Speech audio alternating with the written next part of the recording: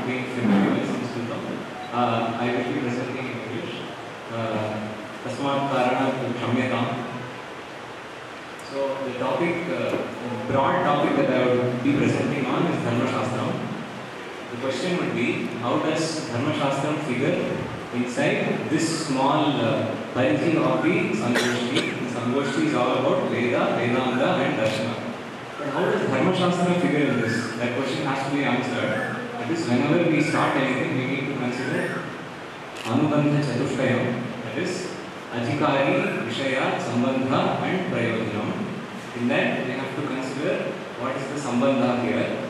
So, if we consider the Sambandha for Dharma Shastra Vishaya in this Sangoshti, we will realize that in the Vedangas, we have Kalpa as part of the Vedangas, and in the Kalpas, we have the Kalpa Sutras, which are further divided into different sections, of which Dharma Sutra is also one of them. The Dharma Sutras, historically speaking, were later expanded in the form of Dharma Shastra literature by other Dharma Shastra Karas, in the form of their Dharma Shastra Granthas. Initially, they were written as Dharma Sutras. Later, they were elaborated and simplified for the sake of the common man in the form of the Dharma Shastra Samhitas.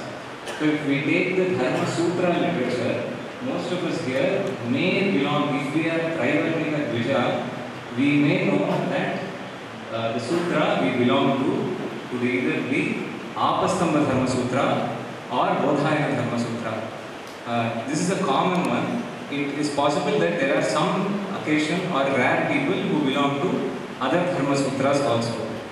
Majority of the people currently are followers of Bodhayana Dharma Sutra or Apastamba Dharma Sutra. So we are not going into the details of historical developments of these, but now we know that Dharma Shastra is Samichina in this Samgoshti. Other than that, we need to understand that Dharma is considered to be a prerequisite if we are going to consider going into Veda, Vedanga and Darshana.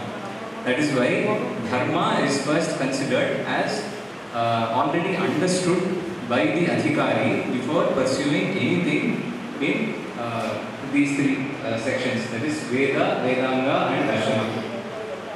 So that is why if we remember what was presented just before the lunch session, of course the food was very good. If we remember what was happening before the food, we remember that Sir also presented about the 6 darshanas. In that, in the Vaisheshika Sutras of Kanada, Kanada himself, before explaining about the different concepts in Vaisheshika, he defines Dharma itself in the first place. And only after defining what Dharma is, he goes on to present about Vaisheshika and its different properties and different arguments. He develops it in that form. So if we consider what is the definition given by Kanada in his Vaisheshika Sutras, we see that Yatobhyudaya Nishreyasa Siddhis Sa Dharmaha. That is what is being said by Kanada in his Vaisheshika Sutra. He says Dharma is that which causes Abhyudaya and Nishreyasa. When you say Abhyudaya, it can be vaguely translated into English as upliftment, something related to harmony. If we consider what is Nishreyasa, it is Adyantika Dukkha Nivritti. That is the destruction of all that is causing us distress. Anything that is going to cause us discomfort is being removed.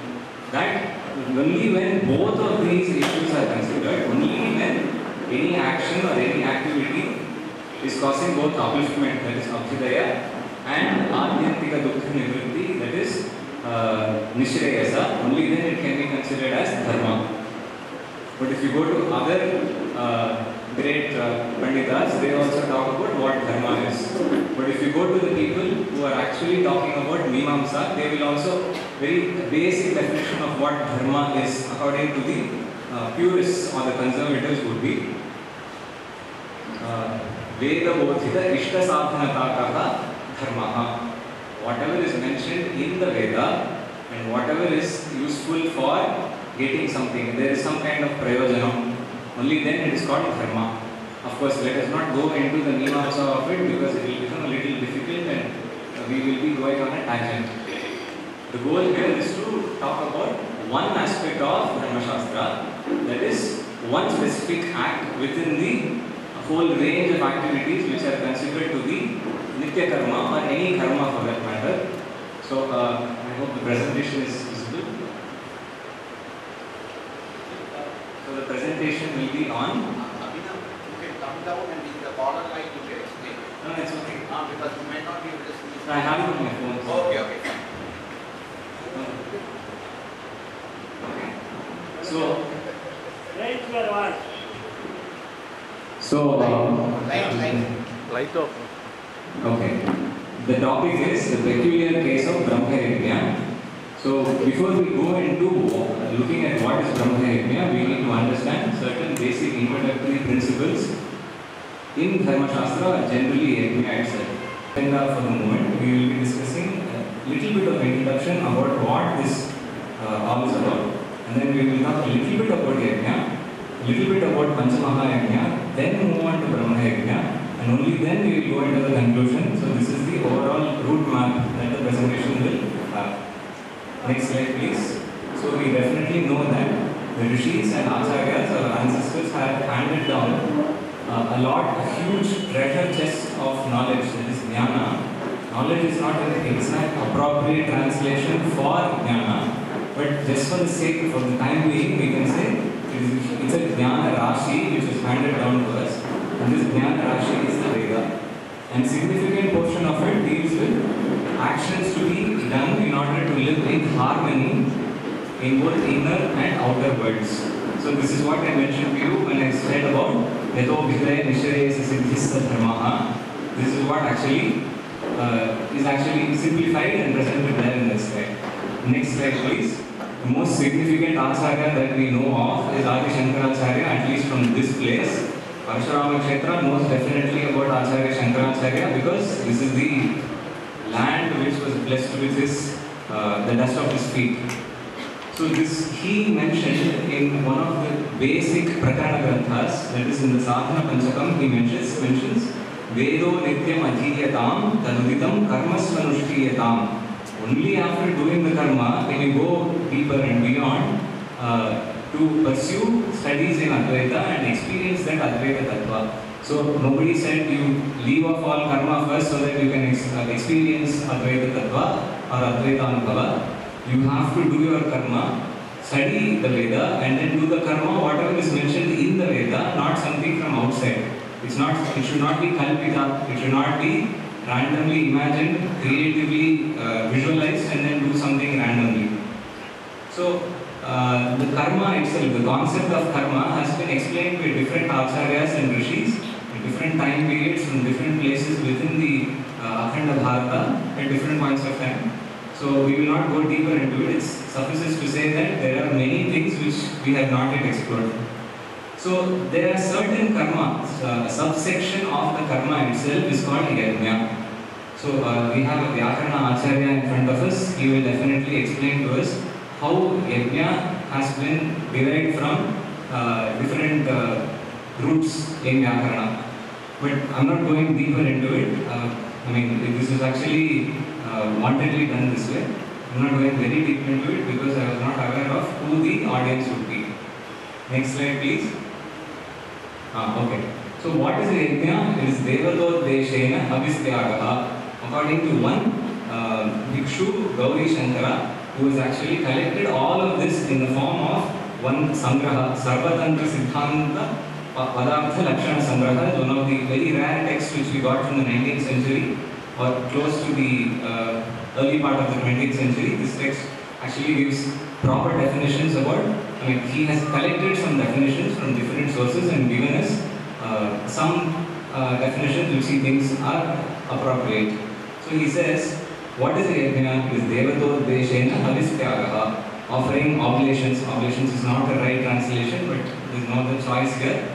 To deities with the intention of worshipping, devotion or prayer. And then the next definition he gives is Yupa Sambandha Rahitatve Sati Shastra Vihita Karma Visheshaha.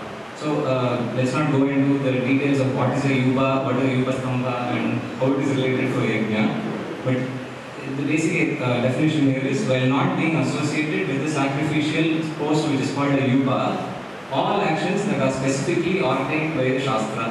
Whatever the Shastra requires us to do, we have to do. So that's what is the basic crux of this slide. Next slide please. And the yajna has been classified into several yajnas by the Kalpa Sutras. The Kalpa Sutras is, the first one is the Paka Yajna, Soma Yajna, next the Havil Yajna, Panchamaha Yajna, the Veda Vrata itself is a yajna, and the final one is the 16 one-time samskaras. There are supposed to be 48 samskaras. Let's not go deeper into it. There are only 16 which are generally followed by everyone. There are supposed to be 48 samskaras. Of course, some teachers also say there are 40, some people say there are 50. There's a lot of controversy related to that. But nevertheless, Paka Yajna, you can guess, it is involving the sanctification of food items. Soma Yajna is about, it's not merely about drinking the juice of a soma plant. It is actually about purifying the atmosphere, inner and outer atmospheres, qualitatively and quantitatively. The Havil Yajna involves offering Havis to the Yajna, to the Agni. And then the Panchamaha Yajna, which will also be slightly like in a very short way, also seen later in the slides. So the next one is the Veda Vrata, that is the Vedic education itself. It's a little difficult to explain what a Veda Vrata itself is, because it will take a whole day to describe what are the different things we do during the Veda Adhyayana. Then the 16 one-time samskaras, which begin with Garbhadana and then goes till Antyeshti, that is after death. There are some karmas which are performed. And then these are specified by the Grihya Sutras. Next slide please. When I say Pancha Maha Yajna, Pancha is 5, Maha is great, Yajna is a Yajna. So these are 5-fold great sacrifices which are called Pancha Maha Yajna. And the eligibility to perform the Pancha Maha Yajna is only after Samavartana, or which is called Snana or Aplavana, or which is happening before Vivaha. Post Vedadhyayana, the Traivarnika Dvija is graduating. That is, in general, for instance, many of the Yajurvedis, they know that during the, after the Vedadhyayana is complete, these people are taught the Shikshavali, where they are told Satyam Vada, Dharmam Chara, and then it keeps going on. And in that, you will see that they say specifically Deva Pitrukadya Dhyan Pramaditavyam. So that is also part of the Panchamaha Yajna. We will see that later. So when this Taittiriya Upanishad specific part is actually chanted, that specific process is called graduation in English translation, but it's actually called Samavartana or Snana or Aplavana. So if you go to very traditional scholars, they will say what is the connection between two things. They will say these two don't even have Snana Prapti. So if you are very familiar with the traditional parlance, you will actually understand this is the source for that word or that phrase. So Panchamaha Yajna is a mandatory daily karma, that is Nitya karma for Grihasthas. And again, I again specify it's only for Traivarnika Dvijas. Next slide please. The Panchamaha Yajna are 5-fold, obviously. There are 5. Deva Yajna, Bhuta Yajna, Pitra Yajna, Brahma Yajna and Manusha Yajna. Other acharyas also give different names. Some of them are the same. Some other acharyas give a different name, but that is not important right now. What is important is the basic for this. Deva Yajna is oblations given to Agni. Bhuta Yajna is offerings made to the beings, which are not merely the animals around you, it is also for the plants around us. It is also for the Panchamahabhutas around us. So in that form, ancient India, ancient Vedic times at least, we had this concept of Bhuta Yajna which prevented us from polluting the environment. So this eco-friendliness, trying to be protective of the nature around us, all this is not a new concept, it is not something we have borrowed from the West or some other place. All of this is part of Panchamaha Yajna. If you are trying to not pollute the place around you, you are actually doing Panchamaha Yajna in one form. The third one is Pitru Yajna, where you actually do Tarpana and then Pinda to the ancestors, the Pitrus in the Pitru Loka. And then the fourth one is the Brahma Yajna, which is actually about studying the Vedic texts and offering to Brahmanas after revising these texts. And then the fifth and the last one is the Manusha Yajna, where offerings are made to men, or in the sense human beings, which is actually Atithi Puja, basically the same thing.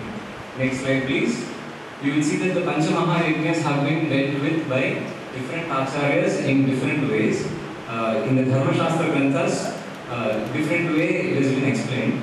But currently the focus is how other people other than Manu himself have dealt with this, because Manu has been often considered for describing concepts from the Dharma Shastras. Next slide please. So I will be taking only a few shlokas from the Katyayana Dharma Samhita. Katyayana is the most cited Dharma Shastrakara after Manu and Yajnavalkya. So his Samhita has 26 chapters containing 422 verses. I'm not sure if every verse is a shloka, I'm not sure. I'll have to get back on what kind of Padya form it is there, but nevertheless let's just call them verses. Karika, okay, they are in Karikas. Okay, thank you sir. Yes. So the entire 13th chapter deals with the Pancha Mahayajna in just 14 Karikas. The next slide please. The Pancha Mahayajna are described in this small Karika. Panchanamata Satranam Mahatam Uchyate Vidhihi Yairishva Sadham Vipraha Prapniyat Sadma Shashvatam. So this is the same Karika which is also found in the Manu Dharma Shastra, and the Manusmriti also you will find the same Karika for Pancha Mahayajna. So here it says, hence is spoken of the ordinance of the 5 great Satras. Satra cannot be translated, it's Sanskrit non-translatable, just like Yajna. The performance always of which Vipra attains the eternal abode.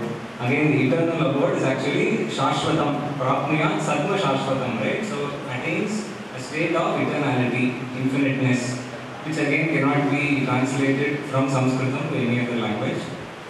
Next slide please. So that slide contains a lot of information. Basically what I am trying to say in that slide is, in the Amara Kosha you will find that Satra has been given a Paryavachi as Yajna. But in fact, Satra cannot be a Paryavachi for Yajna because there is a specific Nyaya in Mimamsa for Satra itself. It says it's a Satra Nyaya, where the Pratinidhi or the representative is permissible. Any Pratinidhi is permissible when the Yajaman has passed away or he is actually kidnapped or something like that. He is missing for a long time. At that point of time, there can be one Pratinidhi or representative for a temporary purpose, for the sake of the Satra to end properly. So, the second thing which needs to be looked at is the use of the word Satatam. When I say Satra and Satatam, here you have to understand that it is an eternal right. It should not be stopped at any point of time. Meaning that Prajatantum Ma Vyavachhetsihi actually applies here, which means that you have to continue doing this Pancha Mahayajna no matter what happens. So if the performer goes missing, there can be a representative who can take the position of this Yajaman as a Pratinidhi, and the Satra keeps continuing all the time. So this has been discussed by Jainini and Savara in the Mimamsa Sutrani at that position. Next slide please. So what happened to the Yajamana Agni, no? So the same Agni he will do or he is going Everything is the same. Everything is the same except that there will be a Pratinidhi for that individual. There will be specific mantras. But Agni is from the Yajamana. It's basically the same. Typically it is the son of that individual or Dayadi of that individual, generally inside that house.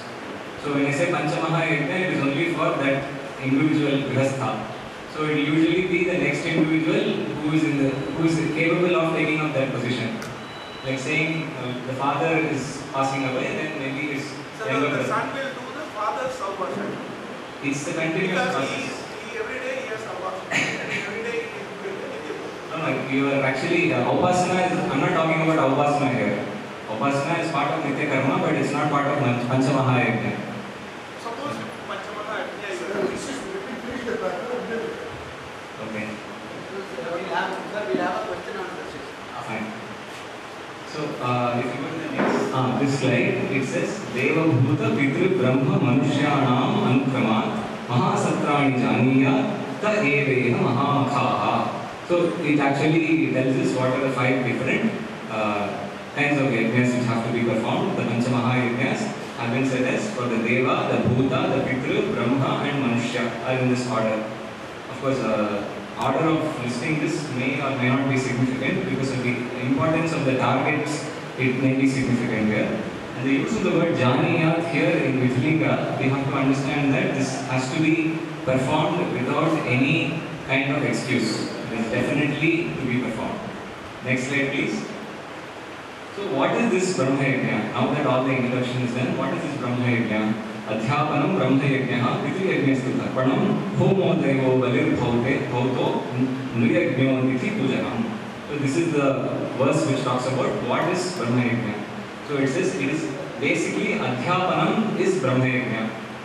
The others are also being described here. Pitru Yajnastu Tarpanam. When you are doing a Pitru Yajna, it is basic. Tarpanam is Pitru Yajna. And performing a Homa is like Deva Yajna. And offering a Bali is a Bhuta Yajna. And Nrya Yajna is Atithi Puja. Next slide please. Going deeper into Brahma Yajna itself, it says Adhyapanam, right? So when I say Adhyapanam, again it's a Sanskrit non-translatable term. It's not merely being somebody who offers textual knowledge from his brain, from the book to his brain to another brain. It's not like that. When I say Adhyapanam, there are deeper connotations involved. So we will look only at that for this presentation. So Adhyapanam is not merely teaching or instructing what is known to the individual. It is basically rote memory. It's not rote memory at all.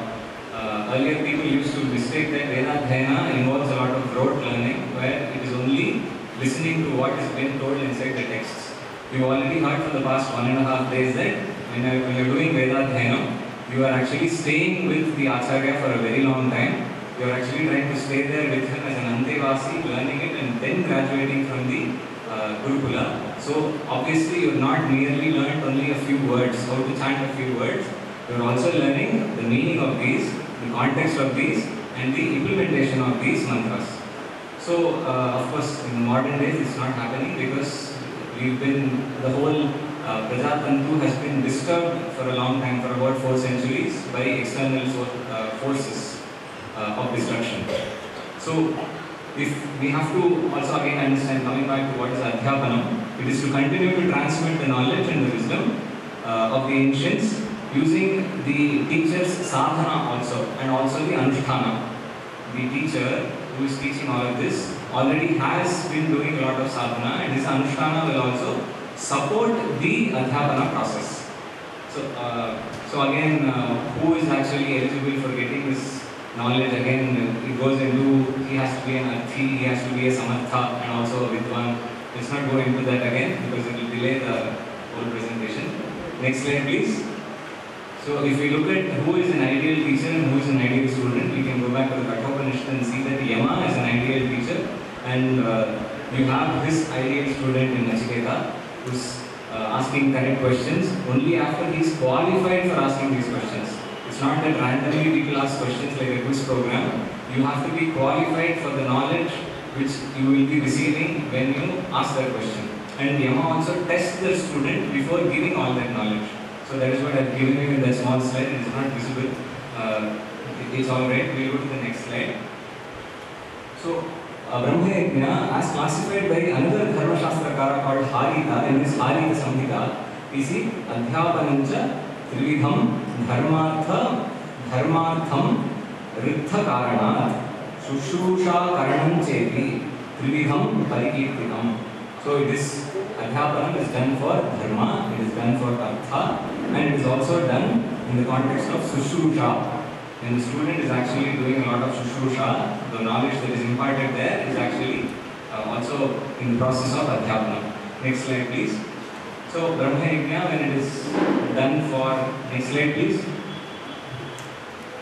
So when it is done for Dharma, the responsibility is handed down, for perpetuating the wisdom is handed down by the ancients to the next generation as a Dharma itself. So you cannot run away from it. When it is done for wealth, Again, you have to understand the difference between artha and kama. It is only for the needs and not done for the sake of desires. Just because I want 1 lakh rupees, it doesn't mean that I have to go and teach somewhere else to an unqualified student. Students, only if they are qualified, they are taught. There are many teachers who still follow that practice even now. So we have to be very happy that that tradition is still continuing. So when it is done for Shushrusha, it is not merely bowing your head down on the outside, but instead you do not have any respect to the Acharya.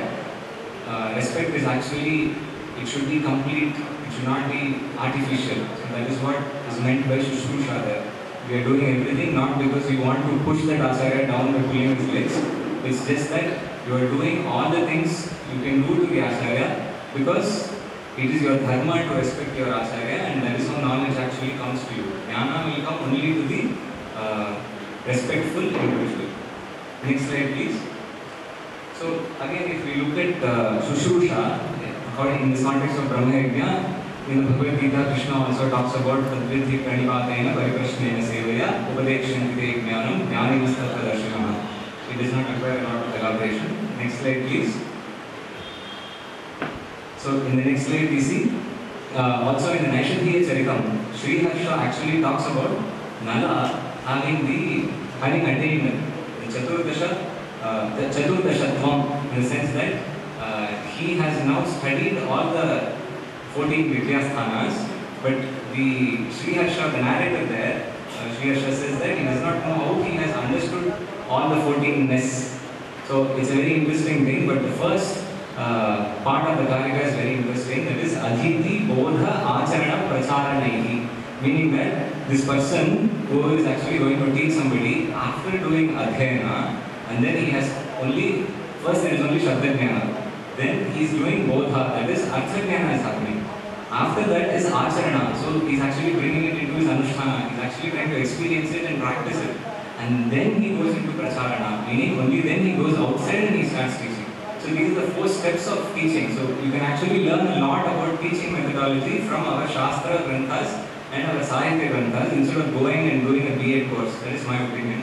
So nevertheless, when I say Pracharana, which the Rudhi Artha which we get right now is actually doing propaganda. So people actually advertise themselves as being a very good teacher, very great teacher. It's not like that. It actually happens. Once the teacher is qualified, automatically the kirti of the teacher goes, and then the ideal qualified student will come in search of the teacher. So this is how it has been always in the ancient past. Next slide please.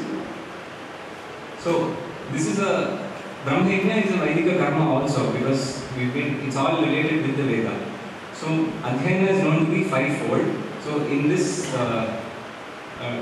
this Karika we can actually see in which form it is. Veda Srikaranam Purvam Vicharaha Abhyasanam Japaha Tad Danad Cha Eva Shishyebhyaha Vedabhyasaha Pi Panchatha. So the first is receiving the Veda, and then it is actually memorized, in the sense it is a lot of vichara is done. You have to know which mantra comes first, which mantra comes later, and then you do a lot of abhyasana, it is understanding the meaning, the artha jnana happens there. And then there is japa, constant repetition. And then there is the sharing of this to the shishya. This is actually the 5-fold way in which adhyapanam happens. It's actually Vedabhyasa, but we understand that we can actually use this for adhyapanam also. The next slide we see Veda Patha is also teaching the Veda.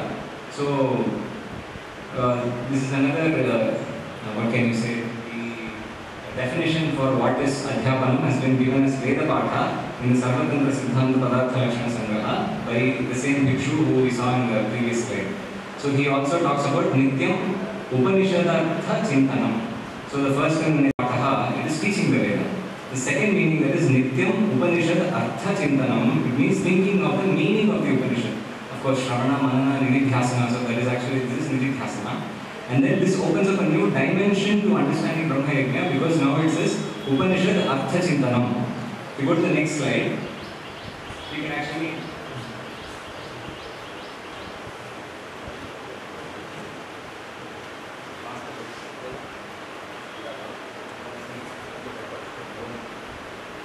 Okay, so we are close to the end of the presentation, so we'll speed up even more. So again, if we come to Nitya Upanishad Artha Chintanam, we have to go back into the Vedantic perspective. Then we go into what is Brahma and Brahma Yajna. So again, all the Darshanakaras, specifically the Vedanta Darshanakaras, they have actually spoken about what is Brahma, what is the definition of Brahma, what is the Vyupatti of the word Brahma itself. So if we go, we'll say that Brahma, of course, Ramanujacharya himself has said this, Brahma is Sarvatra Brihatvamanatva Brahma Vidhiyate. So, of course, different acharyas have given different perspectives, but Brahma and Brahma Yajna, so in this context, we realize that at the practice level, it is only Brahma Yajna as a simple karma. Nitya karma, you have to go and just repeat all the mantras and come back. But at a higher level, Brahma Yajna is all about realizing the ultimate truth that is Brahman. So this has been covered extensively by the Dvatrimshat Brahma Vidya Sthanas in the Upanishads. So it's part of the upasanas which you can learn from the Upanishads, only when you are qualified, of course. And then next slide, please. So we see different definitions given for what is Vidya itself. I'll just read out the Karika, then we move on to the next slide. Tatkarma yenna bandhaya savidyaya vimuktaye ayasaya param karma vidyanya shripanaigunam. Education is not merely reading something and getting a degree. Education is that which actually releases you. Savidyaya vimuktaye. Next slide, please. So Brahma Vidya has been systematized in different traditions, in different sampradayas. Brahma Yajna has been given a structure. But the general structure is this. So this is actually from the Brahma Yajna Chintamani, which is a text which I found in Sanskrit College, and it's like I'm preaching to the choir. It's like I took it from Sanskrit College library and I'm telling it to people from Sanskrit College, but it's very interesting. So it's been systematized. I'll just tell you one thing, that is, it says that if you're going to do Brahma Yajna, you have to go eastward from the village, outside the settlement, and only then do Brahma Yajna. And there's a very specific process. You have to go there, sit down, you do asana, pranayama, then you have to say a few mantras and then revise all the mantras that you have learned in the past. And then after you are done, the next slide, please. So after you are done, you come back to the place where you are living and then you give some dakshina to a brahmana. It is very essential, which means that every single day you are doing Brahma Yajna, every single day you are giving dana to a qualified individual. So Andimati Dakshinam Dadyat, that is what is being mentioned there. So if you go to the next slide, a very interesting thing actually comes up. That is, there is no Anadhyayana dosha for Brahma Yajna. If you go to the next slide, please. So what is Anadhyayana dosha? If you are actually studying the Veda, if you are doing Vedadhyayana, you will understand that Vedadhyayana is not done on every single day. There are a few gaps in between. So these days are called Anadhyayana Kala. So this Anadhyayana Kala is of different types. The first one is the Nitya Anadhyayana. There is 6 such days every month. There is the Purnima, Amavasya, Shukla Paksha Ashtami, Krishna Paksha Ashtami, then Shukla Paksha Chaturdashi and Krishna Paksha Chaturdashi. And then there are 3 important Anadhyayana days for Upakarma and Utsarjana also. Next slide, please. And also there are, just like how we had Nitya Anadhyayana Kala, there is also Naimitika Anadhyayana Kala, which is during heavy rains when there is a storm or when the Gurukula is attacked by dacoits. For this about previous very long time ago. Of course, nowadays we don't have dacoits coming in the streets. We see them in different places who are actually ruling over us. So let's not get into that. The last one is Grahana Kala itself. So next slide, please. We'll come to the conclusions. So if we come to the conclusion, we realize that there's a lot more left to be explored inside about Brahma Yajna itself. Brahma Yajna is a very small part of Panchamaharajna, but there's a lot to be explored in it. And then it cannot be understood by a seemingly simplistic definition as Adhyapana. And if simple Vaidika karma, but as a Brahma Yajna has numerous facets which can be opened up once we start understanding it from the different lenses of darshanas and other Vedanas definitely. And most importantly, this Nitya karma functions as a stepping stone from dharma to moksha, from the first Purushartha to the last Purushartha. This actually functions as a stepping ladder. So the final slide, please. Next slide. So thank you very much for listening patiently.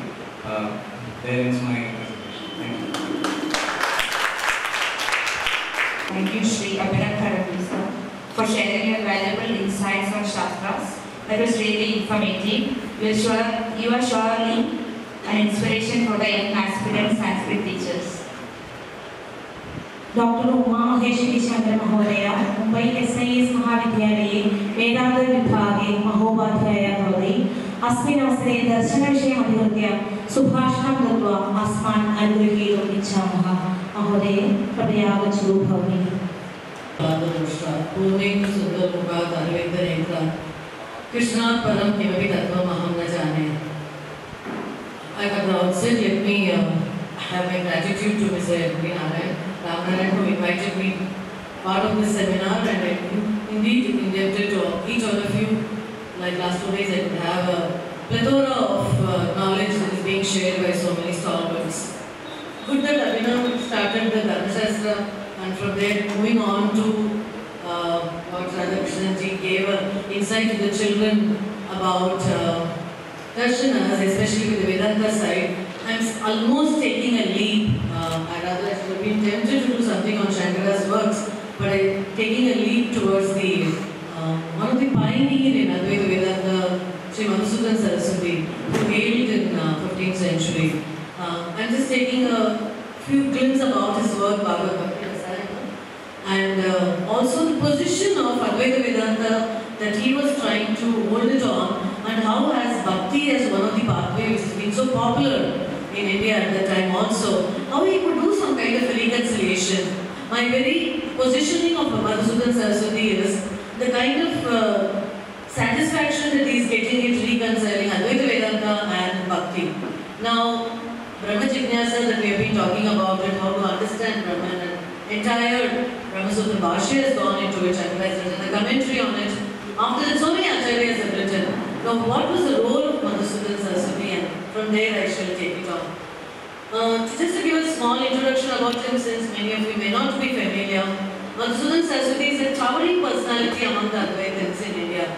An oft-quoted verse that is very popular among the scholars is Madhusudan Saraswatyaha Param Veti Saraswati, Param Veti Saraswatyaha Madhusudan Saraswati. It means that even the goddess of learning, Saraswati, knows the limits of the knowledge of Madhusudan Saraswati, and Madhusudan Saraswati alone knows the limits of the knowledge of goddess Saraswati. This kind of a very exalted adjectives is being given to this great saint. Though he was a great Advaitin, he was also a great Bhakta who flourished 15th, 16th century. Now the date is not so very clear. He was a pioneer in re-establishing Advaita Vedanta. Among the many treatises that he, to his credit, Bhagavad Bhakti Rasayana, which I am calling it as BBR, is considered one of the greatest work in Bhakti. To him, Bhakti is an undivided flow of love towards the Supreme Lord. Also to tell you, when he was very young, he was a Krishna Bhakta. That's why Krishna Param Kimapi Tattvam Aham Na Jane. How much ever knowledge I got with Advaita Vedanta, but the Tattva that Krishna, that I have, I do not know anything other than that. It's a kind of a complete surrender that he has made it. So he says that it springs in the mind and it melts, according to him, the praises and the glories of Bhagavad. The melting mind is a prerequisite, according to him, in Bhakti. In this text, he has emphasized the fact that only through Bhakti, or the supreme devotion, that one can recover or discover that divine love. This research paper attempts to explore the 11 stages of Bhakti, which Madhusudan Saraswati puts it up in BBR. And he also connects, he was a third son of the Purandaracharya. I think in the introduction part of it, I will leave it, so that we go only into the essence of it. In his 11 stages of Bhakti that he is talking about, he explores the highest form of the divine love. Where does this love, which we talk about it in terms of Bhakti, in terms of surrender, that devotees are talking about? He gives it very much corresponding to Srimad Bhagavatam. The stages are, according to him, the first one is Mahatam Sevaya, service of the great. He gives two types of services here. Service of the great, which means that you do service to Bhagavad himself, and service to the devotee of the Lord also is very important. In Bhagavatam also it is said very clearly, heaven is not equal in value, even to a small part of what is attained by contact when we have it with the holy men. Even liberation is not equal to it. That's why in his 11 stages of Bhakti you find Like in Advaita, he proceeds and moves up to the Jivan Mukta stage. And after Jivan Mukta stage, he says that it is so dry, just the Brahma Jnana or just this non-dualistic understanding, the Anubhava that he is talking about it, cannot give that beauty, that bliss, that ananda, that cannot be there. And therefore he takes even the Jivan Mukta to the next level. This is the unique contribution you find in Madhusudana Saraswati. The second stage, he says, is to become a deserving grace of God. The beautiful word he uses is the idea of grace. Where does this grace come from? Sincerity and devotion are very important to him to attain that grace. He gives the example of Prahlad, also which is very apt according to him. His virtues like the devotion, humility, sincerity, faith, he says all of them are so overwhelming, automatically there was grace. So a sense of being worthy of that grace is also very important. So an individual who is kind, compassionate and free from the impurities of mind and unperturbed in happiness, whether sorrow or happiness, we saw in the morning, detached, self-controlled, pure heart, they are all the ones who get the merit of grace. The third stage he talks about it is the development of or the practice of how to get into the spiritual way. Shraddha Tasman Dharmeshu, one who takes delight in the very service of the holy men. It is not just doing or acting and work, but do you have a delight? Are you happy doing it? Extending that service to the holy men, hearing the glories of the Lord, Harishrutigana, and the tremendous faith one can have in order to have that stupendous faith continuously in spiritual endeavors. The fourth he talks about it is listening to the glories of Hari, Hari Gunastuti. In this word, it obviously implies the actual practice of the ninefold devotion, which we are all familiar with Bhagavad also. Shravana, Manana, Nididhyasana and all of them is very important in the practice of Bhakti. Why Shruti? Why it is called as Shravana? The senses are meant to engage us in this devotional spirit. Then he goes to the fifth stage as reflection of the Bhagavad as a melting mind. The concept of the mind melting is very beautifully like the psychoanalyst Madhusudana Saraswati takes it up. He says by constant practice of devotion, Bhagavad emerges just like a fruit comes forth from a seed. The Sthai Babas, which we are talking about the rasa, he goes into detail about Vibhava, Anubhava, Abhichari Baba, and how the Sthai Babas turn into the Bhakti rasa, which develop from the Bhakti alone, he calls it as Rati. In Bhagavatam, you have a similar shloka in the Skanda 5, where he says, unless one develops attraction and love for Krishna, his release from all the other embodiments is just not possible. It is that form of Shraddha, that form of faith, that form of Rati that emerges, and that in BBR, he calls it as Bhakti Rasa. The sixth one is understanding that Swarupa. Swarupadikati. This stage is very similar to what I just now spoke about in the stage of Brahma Vidya of Advaita Vedanta tradition. There are three stages that Madhusudana gives in this. One, realization of the true nature of the self as distinct from the gross and the subtle, which like a very typical Advaitin would talk about it. Second, he talks about the identity between Jiva and Brahman. And third, the realization that one gets it purely by Vairagya, purely by detachment. There is a sense of witness. Yesterday also somebody was talking about Sakshi Baba. So one was extolled in Bhagavata that Vasudeva is not merely a son of Gopika, a son of Yashoda that we are talking about, but he is in Antaryami, he is a witness to the inner sense of all the embodied beings. He moves on to the seventh stage, the divine love, prema vriddhi he calls it. Due to vairagya and detachment from the world, there is a gradual and natural development of a very intense love of the divine. This may appear very strange, but it's very interesting to note the beautiful experience, and hence a devotee may cry, he may dance, he may sing. He is so much overpowered by emotions. So you find the expression of bhakti in various regional literatures also very differently explicitly made. So the love of the Lord makes him God intoxicated, and hence he remembers the sport of the Lord. He laughs and he chants, and his name, sometimes he chants it so loudly, sometimes he goes into a stupendous silence and then remains speechless. All these are the power of the bhakti that one can experience. He remains absolutely oblivious to this external world. That's a stage of bhakti one takes into. The 8th stage in BBR he talks about is the direct revelation of the bliss. Tasya Spurana. When there is a total surrender, including the mind, the devotee sees the Lord, and such a revelation is direct and he gets transformed into a new state of bliss. And the 9th, the total absorption in Bhagavad. This is the stage of total or vital absorption where he is not disturbed by the activities of the empirical world. His deep contemplation and absorption takes him to a much higher spiritual state. The gopis are usually given as examples here. That's what we find in Srimad Bhagavatam also. They are like totally absorbed in the love of Krishna, that they surrender to the Lord has been complete in every sense of it, that they were unaware of their home, their relation, family, time, space, nothing. They were absolutely oblivious to that. The 10th one he calls it as a manifestation of the excellence of Bhagavad. That as one remains in the state of absorption, the devotee experiences great virtues. Very similar to Vishishtadvaita, Sahitya, Samipya, Salokya, he talks about it. Very similar to that, where he thus imbibes the godly qualities, the virtues of the Lord. As Gita says, in Gita what Lord says as, Name Bhakta Pranashyati. I shall never allow my devotee to perish.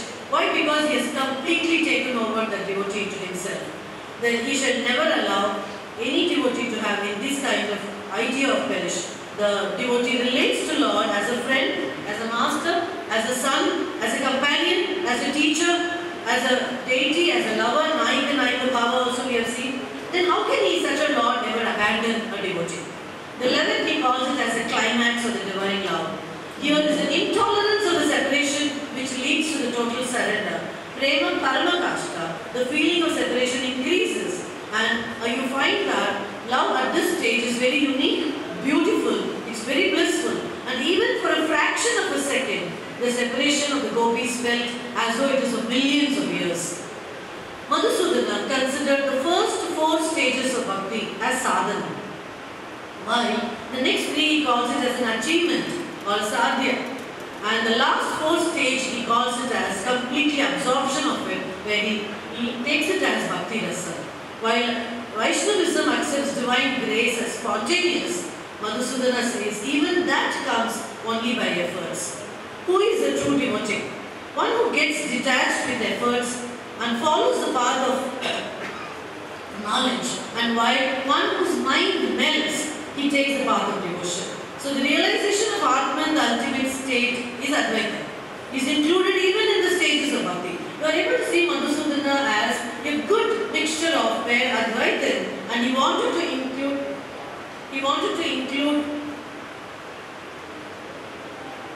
bhakti also into the stream of Advaita.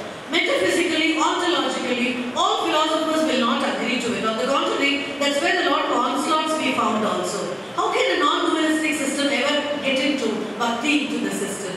But as a Krishna Bhakta that he was, he didn't want to make a typical compromise ontologically, but at the same time, he could satisfy both the streams of thought, proving himself to be a good Advaitin as well as a good Bhakta. Uniqueness lies in this depiction of the divine love in the Rasa Leela. Rasa Leela is an exposition of such a communion with God that is considered as the highest form of love. Gopis met Krishna at the spiritual level, and hence Krishna, with all his mystic power, could engage the gopis in the Rasa Leela as well as at their home at the same time. It is one of those mystifying, fascinating love that one sees. Thus, Madhusudana in this concept of bhakti has tried to combine Advaita Vedanta school of thought, Vaishnava and the Bhagavata school of thought, because he comes from the Bengal Vaishnavites, had not gone into the background of it. He was much influenced by Rupa Goswami and Jiva Goswami of Bengal Vaishnavites. School of thought while explaining his concept of bhakti. One could see that faithful adoption of the concept of Bhagavad. Srimad Bhagavatam Lord says that he can be attained only through bhakti, and human souls are like a gold which shines only when they are put into the fire of bhakti, which has the capacity to cleanse it. By living in this intimate contact with holy men and such kind of discourses one continuously listens, Lord excellence. In Bhagavata, it is said that it develops into Shraddha, develops into the Rati, the devotion, and finally takes on to the Bhakti. There are three important things, and then I'll go to the conclusion in 5 minutes. Madhusudana gives 3 types of Bhakti. This is very interesting for people who are planning to do a lot of research on Bhakti.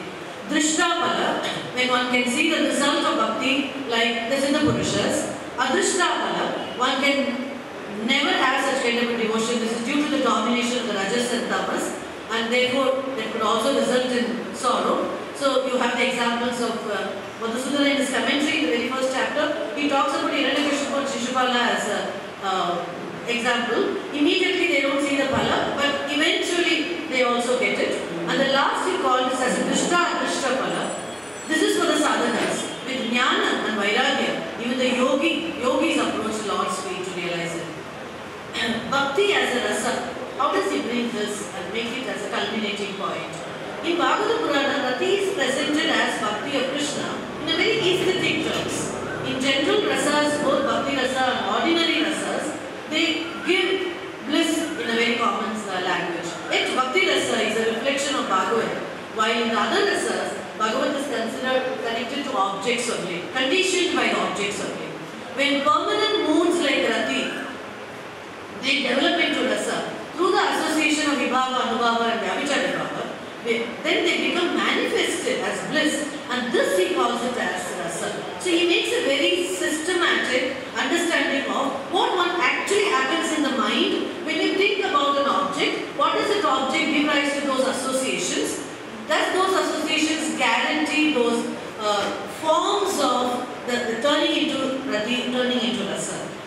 Vibhava is the direct cause or excitement of characters. It is of 2 types. He calls it as alambana and uddipana. Usually in the commentary also, Jagannath Shastri Pandeya says that the best example I can think of only Tulsidas. He says Tulsidas, by looking at just Chandan, that was he just lost his consciousness, because the Chandan could take him off to the exalted position of his communion with Rama. That's why when Tulsidas went to Vrindavan also, he stood there in the temple of Krishna and he said that, Rama, what are you doing? Tulsi cannot see anybody other than Rama. And immediately, that vision of Rama, he could have it there also. So the Alamana and Uddipana concept also, he talks about it. Anubhava is the external expression of the devotee due to stimulation of Rati. It could be tears, it could be a choked voice, it could be horripilation, it could be all of them. So Vyabhichari Baba are constantly changing moods which help in this permanent mode. I conclude. Bhakti Rasa is being experienced and enjoyed by all the devotees and seekers who have intimate, passionate, personal, intense love or a relation with the Lord. Apart from Krishna Bhakti, a lot of significance Madhusudana gives to Radha Bhakti and also to Madhura Bhakti. But in Bengal Vaishnavism, Sri Chaitanya has believed that above all, to taste Bhakti for himself and make it unalloyed, and the highest devotees have to appreciate the super excellence of the prema, he talks about it, expanding into Sneha, Pranaya, Radha, Anuraga, Bhava, Mahabhava, and last culminating in Radha. Though we don't find the expression of Radha in Srimad Bhagavatam clearly, Radha alone is a predominated counterpart of the whole divinity, and the climax of prema is possible only in that. This aspect of Bengal Vaishnavism has appealed to Madhusudana so much so that he commends Radha Bhakti to enjoy the climax of prema. For him, Madhura Bhakti, Radha Bhakti ultimately means only Krishna Bhakti. And this sentiment of love is exhibited by Radha alone as an eternal love of Krishna. This allegorical explanation by the poets, by the philosophers, by all kind of artists that you are able to see, they discovered this unity, that kind of divinity between them. Thus, Bhakti has provided a freedom for the devotee to enjoy the bliss of Bhagavat in the form of rasa. Bhakti rasa is the only or the real rasa. As an Advaitin par excellence, and as a Bhakta, absolutely with all his brilliance, Madhusudana was indeed that great scholar who could bring in the kind of reconciliation between Advaita and Bhakti. In his rasa theory, we see the overflowing of the love and devotion like a cascading stream. Hence he says, Krishnarparam kimapi tattvam aham na jane. I know not any other supreme principle other than Krishna. my obeisance to Lord Krishna and to Namaskar. That was a remarkable presentation. Thank you, Srimati Maheshwari Shankar ma'am, for an enlightening session on darshanas. You are a good orator. Dr. Sujata Raghav Mahodaya, Kanchipuri, Yanatur Sri Chandrasekhara Saraswati Vishwanath Mahavidyalaya, Upadhyaya Bhavati. Esha Mahabhaga, Vaishnavisar Shri Tattva Samskriyati, Acharya Bhaktivati, Asya Velaya, Darshan Shri Madhyudya Bhashanaya Nimayami, Mahodaya, Vayavachku Bhavati. Bhagavam Vinatadrisham Srimati Dharmaditi, Sharanyam Sharanam Pranatadri Haramani, Namasavasas Namasavai. Mama Vishayaka, Visishtadvaita Madhanusamaya, Brahmatattva. It is a very big chapter, I know, but I want to tell something about that. What is Brahma according to Visishtadvaita? There is three types of philosophy is there, from Dvaita, Visishtadvaita and Advaita. We all know that Advaita is formed by Shankara, Visishtadvaita by Ramanuja, and Dvaita by Advaita. Here we can take the chapter about the Ramanuja's Visishtadvaita. Ramanuja's Sribhashya interprets Nirguna, that is Brahma as Nirguna, as no negative qualities. According to Ramanujacharya, Brahman is characterized as a Kalyanaguna. In the Gadyatrayam itself, he is said Agileya, Pratyalika, Kalyana, Gunayika, it is taught like this in Gadyatraya. It is ascribed to him as the Panchanatra text. It is tells us Jnana, Bala, Aishwarya, Virya, Shakti, Tejaha. The 6 Kalyana Gunas are described in Vishnu Purana by the sage Parasara. That is a complete splendor, virtue, glory, appearance, knowledge, dispassion are the 6 gunas of Bhakti. Ramanujacharya argument to refute Adi Shankara, that is Nirguna Brahma, is, it I am very roughly about it. If we see a row and think it is a snake, that mistake idea is due to the fact that there is something snake like a rope, namely the shape of the rope. Similarly, if we really precise Brahman, but we think that saying the word, then in attitude when we are saying the word must derive from the qualities. We are saying Brahman, so for instance, if we see the chair, there must be something chair like in Brahman. Otherwise, we wouldn't make mistake in for a chair. And if we see the apple, then Brahman must be have some apple-like attitude, but that cannot be Brahman and attitude-wise. There is 2 adhikaranas, including the 3rd adhyaya of Brahma Sutra of Badarayana, related to the discussion of the nature of the Brahman. There are adhikaranas in the 1st adhyaya which describe the Brahman by Savisesha, full of attributes. These are titled as Ubaya Linga Grandhakarika and Prakrita Tattva. Prakrita Tattva adhikaranas as per Shankara Bhashya to favor the theory of Nirvisesha Brahma, Brahman without attributes. In Ramanujacharya Sribhashya, they named as Ubaya Linga Adhikarana and the main sutra of the Ubaya Linga Adhikarana as follows, that is Nasit Anteti Parashayan Ubaya Lingam Sarvatrahi. This sutra no doubt refers to the nature of the Brahman as it's evident from the word para. The term disguise it from the individual self which discussed in the earlier session. The word Sanatana means on account of the immanence of the soul and the other things of the universe. The Ubaya is commonly understood means of the twofold of nature. Now, according to Shankara, it refers to the 2 modes of the description or 2 forms of Brahman. That is, Brahman provides all the characters, Nirvisesha Linga, and Brahman has qualified with character, Savisesha Linga. After some explanation and discussion, Shankara concludes Brahma as only the Nirvikalpa completely devoid of all the character.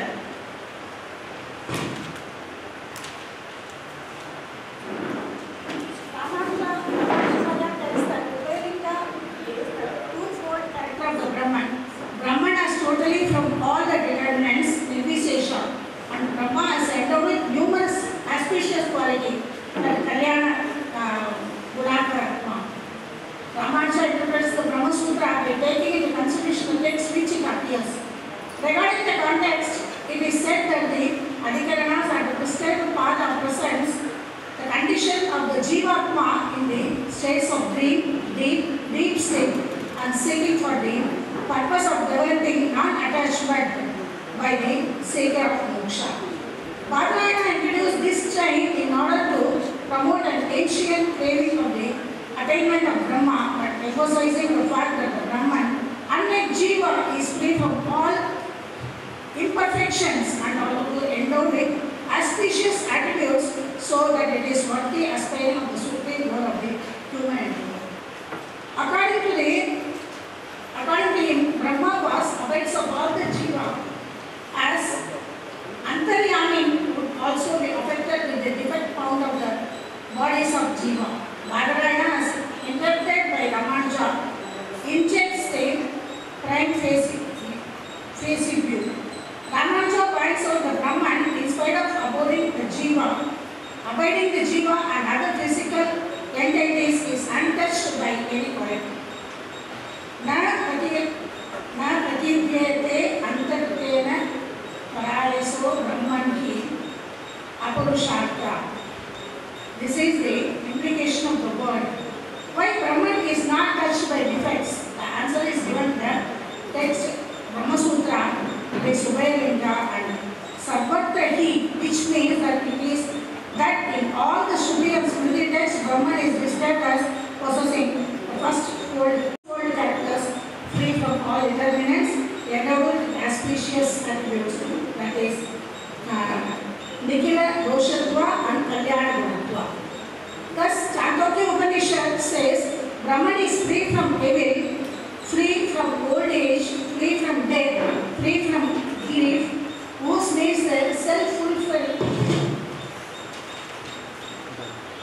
and whose desire was not obstructed.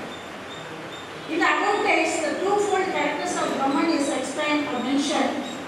These are many other Upanishad texts referring to either these aspects of Brahman, and they are quoted by the Ramanuja in the comment support with the explanation. The other important adhikarana are Prakriti-Vadikarana. The main sutra as follows: Prakriti-Tvam ki Pratisheti Tato Brahmachit. Brahma Vicha Bhuyaka. That is Vedanta Sutra of Badarayana. The general meaning of the according of the Upanishad text 1980, that is, negates the respect of the Brahman in prediction of the two forms mentioned in the earlier part of the passage, and this supported by the later of the Honorable Brahman. According to Sri Ramanuja, the sutra mentioned that the text denies only the limited aspect of the Brahman listed in the passage because the text further declares that abundance glory of Brahman.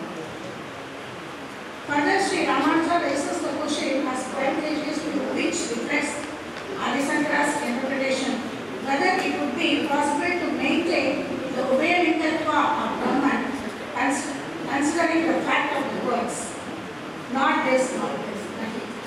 The Upanishadic passage denies Brahman or the previously stated modes in the Mudra and Amudra, so that it can only be regarded as Sanmatra or the pure consciousness only as stated in the early sutra. The reply given in the sutra in terms of the negation as not this, not this, does not deny the respect of the Brahman, the distinguished characters of the two modes which are previously. On the contrary, it only denies the Prakriti Tattva or limited nature of the Brahman as previously stated. In other words, it denies that the Brahman possesses only the much qualities as described previously. The word Iti means the limited nature, and na iti means therefore the means of the Brahman is not distinguished by previous stated terms. Ramanuja further points out that the subsequent of the neti significant positively state that is about statement are made about the Brahman. Thus starts the Upanishad.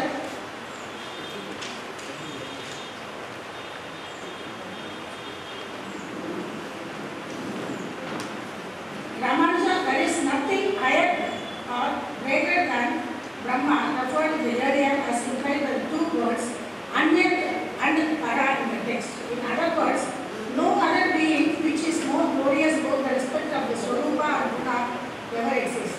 This is indicated by the distinction Namadeya of Brahman as Satyasya Satyam, which means reality of real. Jiva is regarded as real Satya because its Swarupa is unchanging, unlike the material object which undergo total transformation. Brahma is more real than Jiva since the former is never subject to any change unlike the jnana of Jiva, which during the state of bondage becomes subject to contraction or explanation according to karma.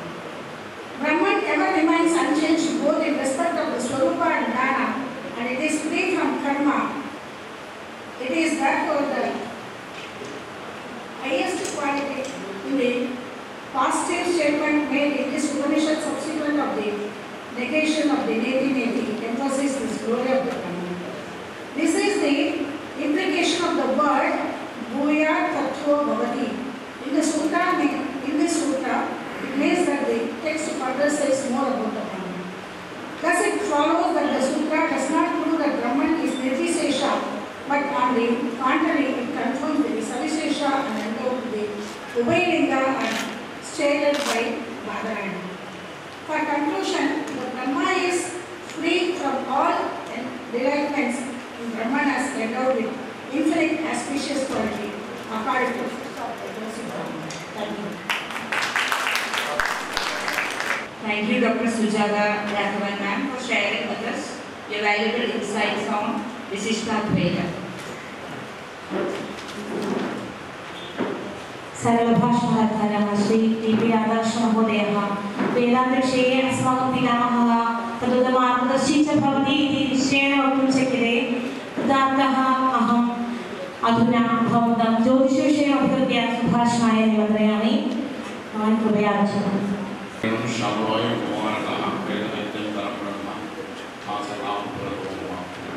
मम कृते दशनिमेषाः एव सन्ति। अनन्तरं सदा कुमारः गिरीशकुमारः श्रीयुताः अत्र अस्माकताः सन्ति। सार्धत्रिवादने तेषां सान्निध्यं प्रभाषणाय वयं सर्वे प्रतीक्षामः। 10 मिनिट् सर।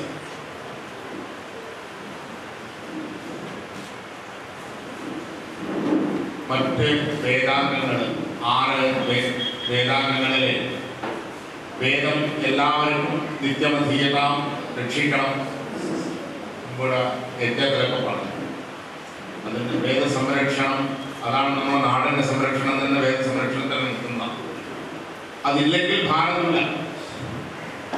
ഭാരതത്തിന് മറ്റ് ഇത്രയും കാലം പല രാജ്യക്കാരും ഇവിടെ ഭരിച്ചിട്ടും 1200 കൊല്ലം വരെ പല സംസ്ഥാനക്കാരെ ഇവിടെ ഭരിച്ചിട്ട്. ഇപ്പൊ വെസ്റ്റ് ഇൻഡീസ് ഒക്കെ ഉണ്ട്. ആർവിൻ കാളി ചരൺ ഒരു പേര് കേൾക്കാം. രമേശ് സർവൻ ഒരു പേര് കേൾക്കാം. അയാൾക്ക് ശരവണൻ ആകുന്നതെന്ന് അറിയുന്നില്ല, എന്താ സംഭവിച്ചതെന്ന് അവർക്കറിയാം. അങ്ങനെ സംസ്കൃതി ഇതൊക്കെ നശിച്ചു പോയിട്ടും ഭാരതത്തിൽ വലിയ വ്യത്യാസം വന്നില്ല. ഇപ്പോഴും ഇഷ്ടംപോലെ ക്ഷേത്രങ്ങൾ, ആചാരങ്ങൾ. അന്നത്തെ സമുദായത്തിൻ്റെ 80% ഇപ്പോഴും സ്വധർമ്മത്തിൽ തന്നെ നിൽക്കുന്നു. എന്തുകൊണ്ട്? ഈ വേദാംഗങ്ങൾ, ഈ ദർശനത്തിൻ്റെ പരമ്പര അത്യധികം സുരക്ഷിതമാണ്. ആ സംസ്കാരത്തിൽ നിന്ന് നമ്മളെ മാറാൻ ആരുമില്ല. നമുക്കൊന്നുകിൽ ഓണം കഴിയണം, അല്ലെങ്കിൽ വിഷു കഴിയണം, അല്ലെങ്കിൽ സംക്രാന്തി കഴിയണം, അല്ലെങ്കിൽ ശിവരാത്രി കഴിയണം, അല്ലെങ്കിൽ മീനമാസത്തിലെ പൂരം കഴിയണം, അല്ലെങ്കിൽ അമ്പലത്തിൽ നവരാത്രി കഴിയണം. ഇത്രയൊക്കെ വിശേഷങ്ങൾ, ഇത്രയൊക്കെ സാമൂഹികമായിട്ട് വിശേഷങ്ങളുടെ ഒരു മതം ഈ ലോകത്ത് വേറെയില്ല. അതൊക്കെ എന്താണ്? ഈ വേദത്തിൽ പറഞ്ഞിട്ടുള്ള കാര്യങ്ങളാണ് നമ്മൾ അറിഞ്ഞിട്ടോ അറിയാണ്ടോ അനുഷ്ഠിക്കുന്നത്. അത് കാണാനുള്ള അത് അറിയാനുള്ള അംഗങ്ങൾ, ആ അംഗങ്ങളിലെല്ലാം പലതും എന്താണ് ജനകീയാവുന്നില്ല. അതെല്ലാം ഒരു വിഭാഗക്കാരെ പഠിക്കുന്നത് രക്ഷിക്കുന്നത് നമ്മൾ ഉപയോഗിക്കുന്നത്. ഇപ്പോൾ ഞാൻ ഇന്നലെ പോകാൻ പോകുന്നു പറയുന്നില്ല, ഞാൻ ഇന്നലെ പോയിന്നേ പറയുന്നില്ല. നമുക്ക് വ്യാകരണം അറിയില്ല, പക്ഷെ എന്നാലും നമ്മൾ വ്യാകരണം ഉപയോഗിച്ച് നമ്മൾ സംസാരിക്കുന്നു. അങ്ങനെ നമ്മുടെ സംസാരമായാലും നമ്മുടെ പദ്ധതികളായാലും ഇതൊക്കെ ഇവിടെ സ്ഥിതിസ്ഥാപിക്കുന്നത് നിലനിന്ന് പോകണം. അതിൽ ഈ ജ്യോതിശാസ്ത്രം എന്ന് പറയുന്നത് ഏറ്റവും അധികം ജനകീയമാണ്. അതിൽ പലതരത്തിലുള്ള ആക്ഷേപങ്ങളും അഭിപ്രായങ്ങളും അതുപോലെ അതിന് എന്താ പറയണ്ടേ തിരസ്കരിച്ചിട്ട് അതിനെതിരായിട്ടുള്ള വാദങ്ങൾ. പക്ഷെ ഒരു സത്യം നമ്മൾ അംഗീകരിക്കും, ഒരു സത്യം അംഗീകരിക്കും. എന്താണെന്ന് വെച്ചാൽ നാളെ എന്താവുന്ന ആകാംക്ഷയില്ലാത്തൊരു പ്രാണി ലോകത്തില്ല. പശുവായാലും കൊതുകായാലും എരുമയായാലും ഏത് പ്രാണിയായാലും നാളെ അതിനൊരു ആകാംക്ഷയുണ്ട്, അതിനൊരു പ്രാണഭയമുണ്ട്. അതിനൊരിക്കൽ ഒരു കൂടലോ അല്ലെങ്കിൽ ഇതാക്കി രക്ഷിക്കുന്നുണ്ട്. നമ്മളിപ്പോൾ ഗൃഹസ്ഥാശ്രമം, ഒരു വീട്, കുട്ടികള്, അച്ഛൻ, അങ്ങനെ ഒരു സമ്പ്രദായം, ഒരു പക്ഷി, അതിലൊരു പെൺപക്ഷി, ഒരു മുട്ട, അതുപോലെ അതിൻ്റെ മക്കൾ, ഇങ്ങനൊരു സംവിധാനം എല്ലാ പ്രാണികളിലും നിലനിൽക്കുമ്പോൾ ആശാപാസങ്ങളില്ലാത്ത ലോകമില്ല. നാളെ എന്ത് സംഭവിക്കുന്നത്? അങ്ങനെയുള്ളവർക്ക് ഇതിന് വലിയൊരു ആശ്വാസം കിട്ടുന്ന ഒരു ശാസ്ത്രമാണ് ജ്യോതിശാസ്ത്രം. അതിലെ നമ്മൾ ഉപയോഗിക്കാത്ത ഭാഗങ്ങളുണ്ട്. ഗണിതം എന്ന് പറഞ്ഞ വലിയൊരു ഭാഗമുണ്ട്. ഈ ലോകത്തിലുള്ള ഗണിതശാസ്ത്രം മുഴുവൻ ആവശ്യമുള്ള ഗണിതശാസ്ത്രത്തിൽ കാൽക്കുലസ് ആയാലും തിരക്കുള്ള പേരെയാണ് നിങ്ങളുടെ പ്രാക്ടീസ് ട്രിഗണോമെട്രി എന്തായാലും തിരക്കണം. അങ്ങനെയുള്ള മുഴുവൻ സംഭാവന ചെയ്തിട്ടുള്ള സിദ്ധാന്ത ശിരോമണി, ലീലാവതി മുതൽ സിദ്ധാന്ത ശിരോമണി വരെ ആരെ പഠിക്കും? ഈ ഉപകരണങ്ങളും ഇല്ലാത്ത കാലത്ത് ഗ്രഹങ്ങളുടെ ഗതി, അതിന് ഗ്രഹണങ്ങളൊക്കെ സംഭവിക്കുന്നത് ഇന്ന് കലിയുഗം തുടങ്ങിയ ദിവസമായി ഗ്രഹങ്ങള മധ്യമങ്ങൾ, അതുപോലെ തന്നെ നമുക്ക് ഇതൊന്നും വേണ്ട. വിഷു, സംക്രാന്തി, അതുപോലെ ദിവസം കലണ്ടറുകൾ, ഇതൊക്കെ തന്നെ വേണ്ടേ? തിഥി നിർണ്ണയങ്ങൾ, കാലനിർണ്ണയം, ഇതൊക്കെ വേണമല്ലോ. ഇതൊക്കെ അന്നത്തെ കാലത്ത് കൃത്യമായിട്ട് ചെയ്തുകൊണ്ടിരുന്നത്. അത് വലിയൊരു ശാസ്ത്രം ഒരു ഭാഗത്തുണ്ട്. അതുപോലെ തന്നെ ലോകത്ത് എന്തൊക്കെ സംഭവിക്കും. ഇന്നിപ്പോൾ കാലാവസ്ഥ മെട്രോളജിക്കൽ ഡിപ്പാർട്ട്മെന്റ് പോലെ പ്രവർത്തിച്ച ഒരു ശാസ്ത്രമാണ് ജ്യോതിശാസ്ത്രം. അതിനുശേഷം പിന്നെ അതിൻ്റെ അടുത്ത ഒരു സ്റ്റേജാണ് മൂന്നാമത്തെ ഭാഗമാണ് ഹോറ എന്ന് പറയുന്ന ഈ ഫലം പറയുന്നത്. അതിൻ്റെയും അവസാനത്തെ ഭാഗമാണ് ജനങ്ങളിൽ എത്തുന്നത്. അവർക്ക് സാധാരണ ജനങ്ങൾക്ക് അത്രേ വേണ്ടു. മാർച്ച് മാസം 18-ാം തീയതി ശേഷം എല്ലാം ശരിയാവും. മാർച്ച് 18 വരെ തൂങ്ങിച്ചാവല്ലോ, ഉറപ്പാ. അതുവരെ ജീവിക്കും. 18-ാം തീയതി വരെ ജീവിക്കും. 18 വരെ പറഞ്ഞിട്ടുണ്ടല്ലോ. 18-ൽ നിന്ന് പലതും സംഭവിക്കാം. അഥവാ ഭഗവത്യാനാം ദ്വാരാണി ഭവന്തി സർവത്ര. അങ്ങനെ അത്ര വരെ ഇത് കൊടുക്കുന്ന ഒരു ഇത്. പിന്നെ മനുഷ്യന് ട്രെൻഡ് ഉണ്ട്. എന്നുവെച്ചാൽ നമ്മുടെ ഇതിൽ കുറ്റക്കാരൻ ഞാനാണെന്നോ അല്ലെങ്കിൽ എൻ്റെ ഭാര്യയാണെന്നോ അല്ലെങ്കിൽ എൻ്റെ മക്കളാണെന്നോ ഇതൊന്നും സമ്മതിക്കാൻ ആരും തയ്യാറല്ല. ഇതിൻ്റെ കുറ്റക്കാരൻ ആരാണ്? എനിക്ക് വന്നിട്ടുള്ള വിഷമത്തിന് നല്ലൊരു ഉപായമാണ് ഒരു ഗ്രഹത്തിൻ്റെ തലകാലം കെട്ടിവെക്കുക. എളുപ്പമായി അത് വേറെ ശനി അല്ലെങ്കിൽ വ്യാഴം അല്ലെങ്കിൽ ഒരാളെ തലക്ക് കെട്ടിവെച്ചാൽ എന്തായി? നമ്മുടെ ഈ ഭാരം ഒരു ദിക്കിൽ ഇറക്കി വെച്ചു. ആ ഇറക്കി വെക്കാൻ നല്ലൊരു സംഭവമാണ്. അപ്പോ മനുഷ്യൻ എന്താ വേണ്ട? അത്യുന്നതം എൻ്റെ ഒത്തിരി എന്താ വേണ്ട?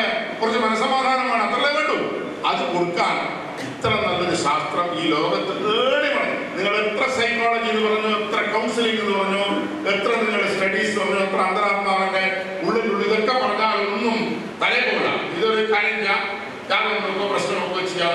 വ്യാഴത്തിന് നിരക്കോ, ശനിയുടെ നിരക്കോ, ഭൂതത്തിന് നിരക്കോ, വിശാഖത്തിന് നിരക്കോ, ബാധയുടെ നിരക്കോ, ഏതെങ്കിലും ഒരാൾ തലക്കിലും കെട്ടിവെച്ച് എന്നെ നല്ല പോയി സമാധാനം 25-ാം തീയതി മാസം 21-ാം തീയതി ശരിയോ? അങ്ങനെ ഒരു ഡെവലപ്പ് ചെയ്തിട്ടുള്ള ഒരു സൈക്കോളജിക്കലി നമ്മളെ ഇത്ര നല്ല വഴിക്ക് നടക്കുന്ന ഒരു ശാസ്ത്രം. അത് ഇതിന്റെ അവസാനത്തെ ഭാഗമാണ്. അത് വയറ്റുപഴപ്പെന്ന് പലരും പറയുന്നുണ്ട്, ശാസ്ത്ര എന്ന് പലരും പറയുന്നുണ്ട്. ആയിക്കോട്ടെ, എന്തെങ്കിലും ആവട്ടെ, എന്ത് കിട്ടുന്നുണ്ട്? എൻഡ് ഓഫ് ദി ടൈം ഒരു മെന്റൽ പീസ് ഉണ്ട്. അവിടേക്ക് കൊടുത്തിട്ട് 10, 200, 500 അവരുടെ ശക്തിക്ക് ദക്ഷിണ കൊടുത്ത് പുറത്തേക്ക് പോവാം. ഒന്ന് കുളിച്ച് കയറിയ ഒരു സമാധാനം. അത് കഴിഞ്ഞ് കുറെ പരിഹാരമായിട്ട് ചോദിക്കേ വേണം. അത് പിന്നെ ഈ പറഞ്ഞ പോലെ എനിക്ക് ബാധയുണ്ടെന്ന് ആൾ പറയണ്ടേ? ശരി, ബാധയുണ്ട്, ഞാൻ ബാധയുണ്ട് കാണുള്ളൂ. ഉണ്ട് വെച്ചാൽ ഉണ്ട്, ഇല്ല അത്രയേ ഉള്ളൂ. അതാ കുറെ ചെക്കിപ്പോ കുറെ പോക്കെ എടുത്തതാ പോയി പോയി അതൊന്നും അത്രയ്ക്ക് എഴുതിയ വ്യവസ്ഥ. അപ്പോ ഇങ്ങനെയുള്ള തരത്തിലുള്ള സാധാരണ മനുഷ്യ മനസ്സുകൾ ഇത്രയധികം അതില് ഇതിൻ്റെ ഒരു പൂർവ്വഭാഗം ഈ ഫലത്തിന്റെ തന്നെ അത് പറയുന്ന ഒരു ഏരിയ. ഇതെങ്ങനെ ഈ ഗ്രഹങ്ങൾ സൂര്യന്റെ കിരണങ്ങളെ കൊണ്ട് മാങ്ങയും തേങ്ങയും ചക്കയും കൊണ്ടിട്ട് ഇലകളിൽ പിടിച്ചുണ്ടാക്കുന്നു, ചന്ദ്രനെ കൊണ്ട് വേലിയേറ്റം വേലിയിറക്കം ഇതൊക്കെ ഉണ്ടാവുന്നുണ്ട്. അപ്പൊ ഇതിന്റെ കിരണങ്ങളുടെ എന്തൊക്കെ ചില സംഭവിക്കുന്നുണ്ട് ഉറപ്പാ. അതുപോലെ തന്നെ ചൊവ്വ, ബുധൻ, എത്രയോ പ്രകാശ വർഷങ്ങൾ അകലെയുള്ള ഒരു ഇത് അതെല്ലാ ജീവജാലങ്ങളിലും ചരാചരങ്ങളിലും അത് പ്രവർത്തിക്കുന്നുണ്ട്. ഇപ്പോ ആത്മാവെന്ന് പറയും, ഞാനത് പറഞ്ഞിട്ടുണ്ട്. കാലത്തിന്റെ ആത്മാവാണ്. നമുക്ക് ആത്മാവ് പോലെ ആത്മാവ് പറഞ്ഞാൽ എന്താ മനസ്സിലാവുന്നില്ല വിഷമം. കുഞ്ഞികൃഷ്ണൻ ചത്തുപോയി. പെട്ടിയിൽ വന്നിട്ടുണ്ട് ആംബുലൻസിൽ. കുഞ്ഞികൃഷ്ണൻ കിടക്കണ്ട കന്നഡ വെച്ചിട്ട് വായിക്കുന്ന നല്ല ജോലുണ്ട്, ഒരു കുഴപ്പം മാറി കിട്ടിയതായിരുന്നു. അപ്പോ നമ്മൾ ഇതുവരെ വിളിച്ച കുഞ്ഞികൃഷ്ണനും ഈ കിടക്കുന്ന കുഞ്ഞികൃഷ്ണൻ, നമ്മൾ ഇതുവരെ വിളിച്ച കുഞ്ഞികൃഷ്ണനും ഒറിജിനൽ കുഞ്ഞികൃഷ്ണൻ എന്നുള്ള വ്യത്യാസം മനസ്സിലാവാൻ അയാൾ വേണ്ടി. അപ്പോ അത്ര ദൂരമുണ്ട് നമുക്ക് ഈ ആത്മാവിനെ കുറിച്ച് മനസ്സിലാവാൻ. നമ്മുടെ അങ്ങനെ ഈ കാലത്തിന്റെ ആത്മാവ് പറയുന്നത് ഈ സൂര്യനായിട്ട് സങ്കല്പിക്കും. അതുപോലെ ഈ മനസ്സ്, വെമ്പുന്ന മനസ്സ്, അത് നിയന്ത്രിക്കുന്നത് ചന്ദ്രനാണ്. ഉഷ്ണം ശീതം രണ്ട് വീര്യങ്ങൾ. നമ്മളെന്നെ പറയില്ല, നേന്ത്രപ്പഴം നല്ല തണുപ്പാണ്, കുരുമുളക് തണുപ്പാണ്, മറ്റേത് ചൂടാണ്, കൈതച്ചക്ക ചൂടാണ് എന്നൊക്കെ പറഞ്ഞ് ഉഷ്ണവും ശീതവും നിയന്ത്രിക്കുന്ന രണ്ട് വസ്തുക്കള് അഗ്നിശോമവും മഹാബലവും. ഈ സൂര്യനും ചന്ദ്രനുമാണ് ഇവിടെ നിയന്ത്രിക്കുന്നത്. ഈ പ്രപഞ്ചത്തിൽ നിയന്ത്രിക്കുന്ന രണ്ട് ശക്തികളാണ്, രണ്ട് പ്രകാശ ഗ്രഹങ്ങൾ. ബാക്കിയുള്ള താരാഗ്രഹങ്ങളാണ്. അതിൽ ചൊവ്വ എന്ന് പറയുന്നത് എൻ്റെ സത്വം, എൻ്റെ ബലം നിർണ്ണയിക്കുന്നത്. ചൊവ്വക്ക് നല്ല ബലമുള്ള സാധനം നമ്മുടെ കടയിൽ വാങ്ങുന്നു. നമ്മളിപ്പോൾ ഒരു കൈപ്പക്കലുണ്ട്, ചൊവ്വക്ക് നല്ല ബലമുള്ള ഉറപ്പുള്ള ഫ്രഷ് കൈപ്പക്കൽ നമ്മൾ വാങ്ങുന്നത്, ഉണങ്ങി നമ്മൾ വാങ്ങുന്നത്, ശരിക്കും ബലമുള്ള കൈപ്പക്കൽ നമ്മൾ വാങ്ങുന്നില്ല. നമ്മൾ ചൊവ്വക്ക് ബലമുള്ള കൈപ്പക്കൽ വാങ്ങും. അതുപോലെ തന്നെ ഈ ബുധൻ എന്ന് പറയുന്നത് അതിൽ തന്നെ ഒരു വിദ്യയുണ്ട്. നമുക്ക് മെഡിറ്റേഷൻ അങ്ങനെയുള്ള കാര്യങ്ങളുണ്ട്. അപ്പോൾ അതിൽ തന്നെ നിന്നിട്ട് അതിനും ഒരു വിദ്യയുണ്ട്, വളരാനുള്ള ഒരു വിദ്യ. അതിൽ നിന്നറിയാം ഇതിൻ്റെ ദിക്കിലേത് വീഴണമെന്നും അത് അവിടെ അഴിയണമെന്നും ഇതിൻ്റെ മുളച്ചാൽ ഈ കൈപ്പക്ക ഇട്ടിട്ട് അതിനെ തന്നെ വള്ളിയുണ്ട്, അത് ചുറ്റി പിടിച്ച് കയറും. ചിലത് കഴിഞ്ഞാൽ താഴോട്ട് പോകും. അപ്പോൾ അതിൻ്റെ വിദ്യക്കനുസരിച്ചാണ് അതിൻ്റെ വളർച്ച നിശ്ചയിക്കുന്നത്. പിന്നെ ഇതിൽ തന്നെ ഒരു ജീവൻ എന്ന് പറയുന്ന സാധനം. ഈ ജീവൻ എന്ന് പറയുന്നത് അതിൻ്റെ കിരണങ്ങൾ, അതായത് വ്യാഴം എന്ന് പറയുന്ന ഗ്രഹത്തിൻ്റെ കിരണങ്ങളെ കൊണ്ടാണ് ജീവൻ കിട്ടുന്നത്. ആ ജീവൻ എന്ന് പറയുന്നത് ഏറ്റവും സൂക്ഷ്മമായ സാധനമാണ്. ഇപ്പോൾ ഒരു മാങ്ങയുടെ പുറത്ത് നടക്കും, അതിൽ നിന്ന് മുളക്കുന്ന ആ ഭാഗം ഏതാണെന്ന് വളരെ സൂക്ഷ്മമായ സാധനം മുളക്കുന്നത്, ബാക്കി കഴിഞ്ഞ് തിന്നാനുള്ള സാധനമാണ്. അപ്പോൾ അത് ഒരു ബീജം എന്ന് പറഞ്ഞു, അതിൽ തന്നെ ക്ഷേത്രം. ഒരു ബീജം, ഒരു ക്ഷേത്രം. ഇപ്പോൾ നമ്മുടെ മക്കളുണ്ട്, അവരൊക്കെ നന്നായി പഠിക്കുന്നില്ല എന്ന് നമുക്ക് അവകാശമില്ല. അതുകൊണ്ട് ഒരു തേളുണ്ട്, ആ തേളിൻ്റെ ബീജമുണ്ട്, തേളിൻ്റെ ക്ഷേത്രമുണ്ട്. രണ്ട് പേരത്തിൻ്റെ വിഷമുണ്ട്. ആ വിഷം രണ്ട് പേരത്തിന് കിടക്കുന്നുണ്ട്. ഈ നാളെ വിഷാവേണ്ട ബാലിന്റെ മേലെ വിഷം, ആ വിഷയം വിഷാവുന്നില്ല. ആ വിഷം രണ്ടും കൂടി ചേർത്തിട്ട് വേറൊരു വിഷയം ബാലിലേക്ക് ട്രാൻസ്ഫർ. വിഷയനേവ വിഷക്രമേ വിഷക്രമിന് ന്യായേന നമ്മുടെ എല്ലാ ഗുണങ്ങളും നമ്മുടെ വംശത്തിലേക്ക് ട്രാൻസ്ഫർ ആവണം. അതുപോലെ ഈ പരമ്പരാഗതമായിട്ടുള്ള ഗുണങ്ങളടക്കം ട്രാൻസ്ഫർ ചെയ്യാൻ ശക്തിയുള്ള ഒരു ജീവൻ അതിനുള്ളിൽ അന്തർലീനായി കിടക്കുന്നുണ്ട്. അത് ജീവൻ എന്ന് പറയുന്ന ഗ്രഹത്തെ വ്യാഴത്തിന്റെ പര്യായത്തിന് അഗ്നിയോ ജീവൻ, ഗുരു, ആസ്പൂജിത്ത്, ഇതൊക്കെ ഗുരുവിന്റെ പര്യായമാണ്. അതിൽ തന്നെ കാമങ്ങളുണ്ട്. ഏതിന് ആഗ്രഹങ്ങളില്ലാത്ത വഴി നടക്കുന്ന പട്ടിയായാലും പൂച്ചയായാലും അത് ചെടിയായാലും കൊടിയായാലും എല്ലാം ചെന്നിട്ട് അതിനൊരു ആഗ്രഹമുണ്ട്. അത് ശുക്രനെ നിക്ഷിപ്താണ്. പിന്നെ ജാതസ്യഹി ധ്രുവോ മൃത്യു ധ്രുവോ ജന്മമൃതസ്യ തസ്മാത് അപരിഹാര്യർത്ഥേ. അത് ജനിച്ചു എന്നുള്ള ഉറപ്പ് തീരുമാനിക്കണം. എന്തായാലും നാശമെന്ന് ഉറപ്പാണ്. ഇത് നിശ്ചയിക്കുന്നതാരാണ്?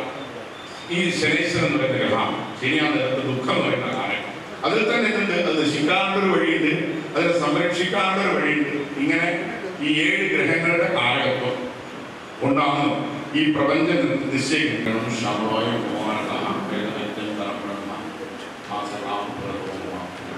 നമുക്കത്തെ ദശനിമിഷായ സന്ധി അനന്തരം സദാകുമാരः ഗിരീശകുമാരः ശ്രീയുതാः അത്ര സ്മാരകാः സന്ധി സാധ്യതവാദനെ തേഷാം സാന്നിധ്യം പ്രഭാഷണായ വയം സർവേ പ്രതീക്ഷയാമः. 10 minute sir.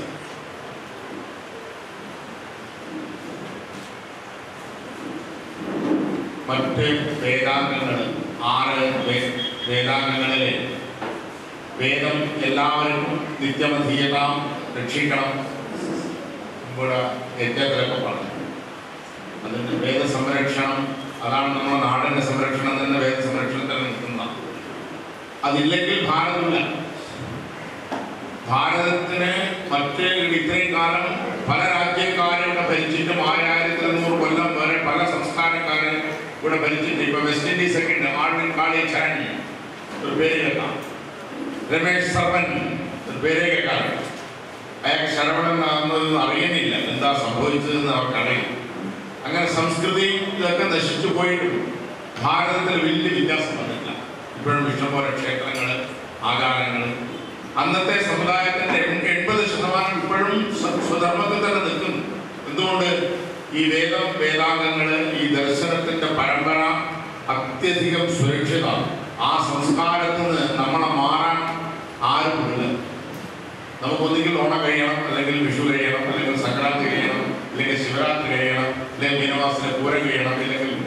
നവരാത്രി കഴിയണം. ഇത്രയൊക്കെ വിശേഷങ്ങൾ, ഇത്രയൊക്കെ സാമൂഹികമായിട്ട് വിശേഷങ്ങളുടെ ഒരു മതം ഈ ലോകത്ത് വേറെയില്ല. അതൊക്കെ എന്താണ്? ഈ വേദത്തിൽ പറഞ്ഞിട്ടുള്ള കാര്യങ്ങളാണ് നമ്മൾ അറിഞ്ഞിട്ടോ അറിയാനോ അനുഷ്ഠിക്കുന്നത്. അത് കാണാനുള്ള, അത് അറിയാനുള്ള അംഗങ്ങൾ, ആ അംഗങ്ങളിലെല്ലാം പലതും എന്താണ് ജനകീയാവുന്നില്ല. അതെല്ലാം ഒരു വിഭാഗക്കാരെ പഠിക്കുന്നത്, രക്ഷിക്കുന്നത്, നമ്മൾ ഉപയോഗിക്കുന്നത്. ഇപ്പോൾ ഞാൻ ഇന്നലെ പോകാൻ പോകുന്നു പറയുന്നില്ല, ഞാൻ ഇന്നലെ പോയിന്നേ പറയുന്നില്ല. നമുക്ക് വ്യാകരണം അറിയില്ല, പക്ഷെ എന്നാലും നമ്മൾ വ്യാകരണം ഉപയോഗിച്ച് നമ്മൾ സംസാരിക്കും. അങ്ങനെ നമ്മുടെ സംസാരമായാലും നമ്മുടെ പദ്ധതികളായാലും ഇതൊക്കെ ഇവിടെ സ്ഥിതിസ്ഥാപിക്കുന്നത് നിലനിന്ന് പോകണം. അതിൽ ഈ ജ്യോതിശാസ്ത്രം എന്ന് പറയുന്നത് ഏറ്റവും അധികം ജനകീയമാണ്. അതിൽ പലതരത്തിലുള്ള ആക്ഷേപങ്ങളും അഭിപ്രായങ്ങളും അതുപോലെ അതിന് എന്താ പറയണ്ടേ തിരസ്കരിച്ചിട്ട് അതിനെതിരായിട്ടുള്ള വാദങ്ങൾ. പക്ഷെ ഒരു സത്യം നമ്മൾ അംഗീകരിക്കും, ഒരു സത്യം അംഗീകരിക്കും. എന്താണെന്ന് വെച്ചാൽ നാളെ എന്താവുന്ന ആകാംക്ഷയില്ലാത്തൊരു പ്രാണി ലോകത്തില്ല. പശുവായാലും കൊതുകായാലും എരുമയായാലും ഏത് പ്രാണിയായാലും നാളെ അതിനൊരു ആകാംക്ഷയുണ്ട്, അതിനൊരു പ്രാണഭയമുണ്ട്. അതൊരിക്കൽ ഒരു കൂടുതലോ അല്ലെങ്കിൽ ഇതായിട്ട് രക്ഷിക്കുന്നുണ്ട്. നമ്മളിപ്പോൾ ഗൃഹസ്ഥാശ്രമം, ഒരു വീട്, കുട്ടികൾ, അച്ഛൻ, അങ്ങനെ ഒരു സമ്പ്രദായം, ഒരു പക്ഷി, അതിലൊരു പെൺപക്ഷി, ഒരു മുട്ട, അതുപോലെ അതിൻ്റെ മക്കൾ, ഇങ്ങനൊരു സംവിധാനം എല്ലാ പ്രാണികളിലും നിലനിൽക്കുമ്പോൾ ആശാഭാസങ്ങളില്ലാത്ത ലോകമില്ല. നാളെ എന്ത് സംഭവിക്കുന്നത്? അങ്ങനെയുള്ളവർക്ക് ഇതിന് വലിയൊരു ആശ്വാസം കിട്ടുന്ന ഒരു ശാസ്ത്രമാണ് ജ്യോതിശാസ്ത്രം. അതിൽ നമ്മൾ ഉപയോഗിക്കാത്ത ഭാഗങ്ങളുണ്ട്. ഗണിതം എന്ന് വലിയൊരു ഭാഗമുണ്ട്. ഈ ലോകത്തിലുള്ള ഗണിതശാസ്ത്രം മുഴുവൻ ആവശ്യമുള്ള ഗണിതശാസ്ത്രത്തിൽ കാൽക്കുലസ് ആയാലും തിരക്കുള്ള പേരായാലും തിരക്കുള്ള പ്രാക്ടിക്കൽ ട്രിഗണോമെട്രി എന്തായാലും തിരക്കണം. അങ്ങനെയുള്ള മുഴുവൻ സംഭാവന ചെയ്തിട്ടുള്ള സിദ്ധാന്ത ശിരോമണി, ലീലാവതി മുതൽ സിദ്ധാന്ത ശിരോമണി വരെ ആരെ പഠിക്കും? ഈ ഉപകരണങ്ങളും ഇല്ലാത്ത കാലത്ത് ഗ്രഹങ്ങളുടെ ഗതി, അതിന് ഗ്രഹണങ്ങളൊക്കെ സംഭവിക്കുന്നത് ഇന്ന് കരിയുഗം തുടങ്ങിയ ദിവസമായി ഗ്രഹങ്ങള മധ്യമങ്ങൾ, അതുപോലെ തന്നെ നമുക്ക് ഇതൊന്നും വേണ്ട. വിഷു, സംക്രാന്തി, അതുപോലെ ദിവസം കലണ്ടറുകൾ, ഇതൊക്കെ തന്നെ വേണ്ടേ? തിഥി നിർണ്ണയങ്ങൾ, കാലനിർണ്ണയം, ഇതൊക്കെ വേണമല്ലോ. ഇതൊക്കെ അന്നത്തെ കാലത്ത് നിത്യം ചെയ്തുകൊണ്ടിരുന്നത്. അത് വലിയൊരു ശാസ്ത്രം ഒരു ഭാഗത്തുണ്ട്. അതുപോലെ തന്നെ ലോകത്ത് എന്തൊക്കെ സംഭവിക്കും. ഇന്നിപ്പോൾ കാലാവസ്ഥ മെട്രോളജിക്കൽ ഡിപ്പാർട്ട്മെന്റ് പോലെ പ്രവർത്തിച്ച ഒരു ശാസ്ത്രമാണ് ജ്യോതിശാസ്ത്രം. അതിനുശേഷം പിന്നെ അതിൻ്റെ അടുത്ത ഒരു സ്റ്റേജാണ് മൂന്നാമത്തെ ഭാഗമാണ് ഹോറ എന്ന് പറയുന്ന ഈ ഫലം പറയുന്നത്. അതിൻ്റെയും അവസാനത്തെ ഭാഗമാണ് ജനങ്ങളിൽ എത്തുന്നത്. അവർക്ക് സാധാരണ ജനങ്ങൾക്ക് അത്രേ വേണ്ടു. മാർച്ച് മാസം 18-ാം തീയതി ശേഷം എല്ലാം ശരിയാവും. മാർച്ച് 18 വരെ കുഞ്ഞിച്ചാവല്ലോ, ഉറപ്പാ, അതുവരെ ജീവിക്കും. 18-ാം തീയതി വരെ ജീവിക്കും. 18 വരെ പറഞ്ഞിട്ടുണ്ടല്ലോ. 18-ൽ നിന്ന് പലത് സംഭവിക്കാം. അഥവാ ഭവതിയാണാം ദ്വാരാണി ഭവന്തി സർവത്ര. അങ്ങനെ അത്ര വരെ ഇത് കൊടുക്കുന്ന ഒരു ഇത്. പിന്നെ മനുഷ്യന് ട്രെൻഡ് ഉണ്ട്. എന്നുവെച്ചാൽ നമ്മളിത് കുറ്റക്കാരൻ ഞാനാണെന്നോ അല്ലെങ്കിൽ എൻ്റെ ഭാര്യയാണെന്നോ അല്ലെങ്കിൽ എൻ്റെ മക്കളാണെന്നോ ഇതൊന്നും സമ്മതിക്കാൻ ആരും തയ്യാറല്ല. ഇതിൻ്റെ കുറ്റക്കാരൻ ആരാണ്? എനിക്ക് വന്നിട്ടുള്ള വിഷമത്തിന് നല്ലൊരു ഉപായമാണ് ഒരു ഗ്രഹത്തിൻ്റെ തലയിലാണ് കെട്ടിവെക്കുക. എളുപ്പമേ. അത് വേറെ ശനി അല്ലെങ്കിൽ വ്യാഴം അല്ലെങ്കിൽ ഒരാളെ തലക്ക് കെട്ടിവെച്ചാൽ എന്തായി? നമ്മുടെ ഈ ഭാരം ഒരു ദിക്കിൽ ഇറക്കി വെച്ചു. ആ ഇറക്കി വെക്കാൻ നല്ലൊരു സംഭവമാണ്. അപ്പോൾ മനുഷ്യൻ എന്താ വേണ്ട? അത്യധികം എൻ്റെ ഒത്തിരി എന്താ വേണ്ടേ? കുറച്ച് മനസ്സമാധാനമാണ്, അത്രേ വേണ്ടു. അത് കൊടുക്കാൻ ഇത്ര നല്ലൊരു ശാസ്ത്രം ഈ ലോകത്ത് ഏടിയാണ്. നിങ്ങൾ എത്ര സൈക്കോളജി എന്ന് പറഞ്ഞു, എത്ര കൗൺസിലിംഗ് എന്ന് പറഞ്ഞു, എത്ര നിങ്ങളുടെ സ്റ്റഡീസ് പറഞ്ഞു, എത്ര അന്തരാത്മാവിന്റെ ഉള്ളിലുള്ള ഇതൊക്കെ പറഞ്ഞാലൊന്നും തലേ പോകില്ല. ഇതൊരു കാര്യം ോ പ്രശ്നമൊക്കെ ചെയ്യാം. വ്യാഴത്തിന്റെ തിരക്കോ, ശനിയുടെ തിരക്കോ, ഭൂതത്തിന്റെ തിരക്കോ, വിശാഖത്തിന്റെ തിരക്കോ, ബാധയുടെ തിരക്കോ, ഏതെങ്കിലും ഒരാൾ തിരക്കിൽ കെട്ടിവെച്ച് എന്നെ നല്ല പോയി സമാധാനം 25-ാം തീയതി മാസം 21-ാം തീയതി ശരിയാവും. അങ്ങനെ ഒരു ഡെവലപ്പ് ചെയ്തിട്ടുള്ള ഒരു സൈക്കോളജിക്കലി നമ്മളെ ഇത്ര നല്ല വഴിക്ക് നടക്കുന്ന ഒരു ശാസ്ത്രം. അതിന്റെ അവസാനത്തെ ഭാഗമാണ്. അത് വയറ്റുപഴപ്പെന്ന് പലരും പറയുന്നുണ്ട്, ശാസ്ത്ര എന്ന് പലരും പറയുന്നുണ്ട്. ആയിക്കോട്ടെ, എന്തെങ്കിലും ആവട്ടെ, എന്ത് കിട്ടുന്നുണ്ട്?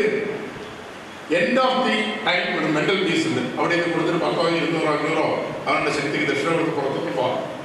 ഒന്ന് കുളിച്ച് കയറിയ ഒരു സമാധാനം. അത് കഴിഞ്ഞ് കുറെ പരിഹാരമായിട്ട് ചോദിക്കേ വേണം. അത് പിന്നെ ഈ പറഞ്ഞ പോലെ എനിക്ക് ബാധയുണ്ടെന്ന് ആൾ പറയണ്ടേ? ശരി, ബാധയുണ്ട്, ഞാൻ ബാധയുണ്ട് കാണുള്ളൂ. ഉണ്ട് എന്ന് വെച്ചാൽ ഉണ്ട്, ഇല്ല അത് അത്രയേ ഉള്ളൂ. അതാ കുറെ ചെക്കിൽ പോവോ, കുറെ പോകെ എടുത്തതാ പോയി പോയി അതൊന്നും അത്രയ്ക്ക് എഴുതിയ വ്യവസ്ഥ. അപ്പോ ഇങ്ങനെയുള്ള തരത്തിലുള്ള സാധാരണ മനുഷ്യ മനസ്സുകൾ ഇത്രയധികം അതില് ഇതിൻ്റെ ഒരു പൂർവ്വഭാഗം ഈ ഫലത്തിന്റെ തന്നെ അത് പറയുന്ന ഒരു ഏരിയയാണ്.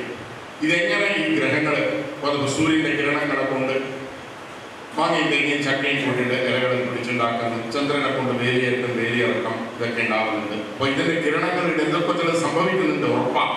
അതുപോലെ തന്നെ ചൊവ്വ, ബുധൻ, എത്രയോ പ്രകാശ വർഷങ്ങൾ അകലെയുള്ള ഒരു അത് എല്ലാ ജീവജാലങ്ങളിലും ചരാചരങ്ങളിലും അത് പ്രവർത്തിക്കുന്നുണ്ട്. ഇപ്പോൾ ആത്മാവെന്ന് പറയും, ഞാനത് പറഞ്ഞിട്ടുണ്ട്, കാലത്തിന്റെ ആത്മാവാണെന്നുള്ളത്. നമുക്ക് ആത്മാവ് പറയാം. ആത്മാവ് എന്ന് പറഞ്ഞാൽ എന്താ മനസ്സിലാവാൻ വിഷമം. കുഞ്ഞികൃഷ്ണൻ ചത്തുപോയി, പെട്ടിയിൽ വന്നിട്ടുണ്ട് ആംബുലൻസിൽ. കുഞ്ഞികൃഷ്ണൻ കിടക്കണ്ടേ, കന്നഡ വച്ചുകൊണ്ട് കുപ്പായിട്ടുണ്ട്, നല്ല ജോറുണ്ട്, ഒരു കുറച്ച് മാറി കിട്ടിയതായിരുന്നു. അപ്പോ നമ്മൾ ഇതുവരെ വിളിച്ച കുഞ്ഞികൃഷ്ണനും ഈ കിടക്കുന്ന കുഞ്ഞികൃഷ്ണൻ, നമ്മൾ ഇതുവരെ വിളിച്ച കുഞ്ഞികൃഷ്ണനും ഒറിജിനൽ കുഞ്ഞികൃഷ്ണൻ എന്നുള്ള വ്യത്യാസം മനസ്സിലാവാൻ അയാൾ വേണ്ടി. അപ്പോ അത്ര ദൂരമുണ്ട് നമുക്ക് ഈ ആത്മാവിനെ കുറിച്ച് മനസ്സിലാവാൻ. നമ്മുടെ അങ്ങനെ ഈ കാലത്തിന്റെ ആത്മാവ് പറയുന്നത് ഈ സൂര്യനായിട്ട് സങ്കല്പിക്കും. അതുപോലെ ഈ മനസ്സ്, വെമ്പുന്ന മനസ്സ്, അത് നിയന്ത്രിക്കുന്നത് ചന്ദ്രനാണ്. ഉഷ്ണം ശീതം രണ്ട് വീര്യങ്ങൾ നമ്മളെന്നെ പറയില്ല, നേന്ത്രപ്പഴം നല്ല തണുപ്പാണ്, കുരുമുളക് തണുപ്പാണ്, മറ്റേത് ചൂടാണ്, കൈതച്ചക്ക ചൂടാണ്, എന്നൊക്കെ പറയും. ഉഷ്ണവും ശീതവും നിയന്ത്രിക്കുന്ന രണ്ട് വസ്തുക്കള് അഗ്നിശോമവും മഹാബലവും. ഈ സൂര്യനും ചന്ദ്രനുമാണ് ഇവിടെ നിയന്ത്രിക്കുന്നത്. ഈ പ്രപഞ്ചത്തിൽ നിയന്ത്രിക്കുന്ന രണ്ട് ശക്തികളാണ്, രണ്ട് പ്രകാശ ഗ്രഹങ്ങൾ. ബാക്കിയുള്ള താരാഗ്രഹങ്ങളാണ്. അതിൽ ചൊവ്വ എന്ന് പറയുന്നത് എൻ്റെ സത്വം, എൻ്റെ ബലം നിർണ്ണയിക്കുന്നത്. ചൊവ്വക്ക് നല്ല വിലയുള്ള സാധനം നമ്മുടെ കടയിൽ നിന്ന് വാങ്ങുന്നു. നമ്മളിപ്പോൾ ഒരു കൈപ്പക്കലുണ്ട്, ചൊവ്വക്ക് നല്ല വിലയുള്ള ഫ്രഷ് കൈപ്പക്കൽ നമ്മൾ വാങ്ങുന്നത്, ഉണങ്ങി നമ്മൾ വാങ്ങുന്നത്, ശരിക്കും വിലയുള്ള കൈപ്പക്കൽ നമ്മൾ വാങ്ങുന്നത്. നമ്മൾ ചൊവ്വക്ക് വിലയുള്ള കൈപ്പക്കൽ വാങ്ങും. അതുപോലെ തന്നെ ഈ ബുധൻ എന്ന് പറയുന്നത് അതിൽ തന്നെ ഒരു വിദ്യയുണ്ട്. നമുക്ക് മെഡിറ്റേഷൻ അങ്ങനെയുള്ള കാര്യങ്ങളുണ്ട്. അപ്പോൾ അതിൽ തന്നെ നിന്നിട്ട് അതിനും ഒരു വിദ്യയുണ്ട്, വളരാണ്ട ഒരു വിദ്യ. അതിൽ നിന്നറിയാം ഇതിൻ്റെ ദിക്കിലേത് വീഴണമെന്നും അത് അവിടെ അഴിയണമെന്നും ഇതിൻ്റെ മുളച്ചാൽ ഈ കൈപ്പറ്റി എടുത്തിട്ട് അതിനെ തന്നെ വഴിയുണ്ട്, അത് ചുറ്റി പിടിച്ച് കയറും. ചിലത് കഴിഞ്ഞാൽ താഴോട്ട് പോകും. അപ്പോൾ അതിൻ്റെ വിദ്യക്കനുസരിച്ചാണ് അതിൻ്റെ വളർച്ച നിശ്ചയിക്കുന്നത്. പിന്നെ ഇതിൽ തന്നെ ഗുരു ജീവൻ എന്ന് പറയുന്ന സാധനം. ഈ ജീവൻ എന്ന് പറയുന്നത് അതിൻ്റെ കിരണങ്ങൾ, അതായത് വ്യാഴം എന്ന് പറയുന്ന ഒരു ഗ്രഹത്തിൻ്റെ കിരണങ്ങളെ കൊണ്ടാണ് ജീവൻ കിട്ടുന്നത്. ആ ജീവൻ എന്ന് പറയുന്നത് ഏറ്റവും സൂക്ഷ്മമായ സാധനമാണ്.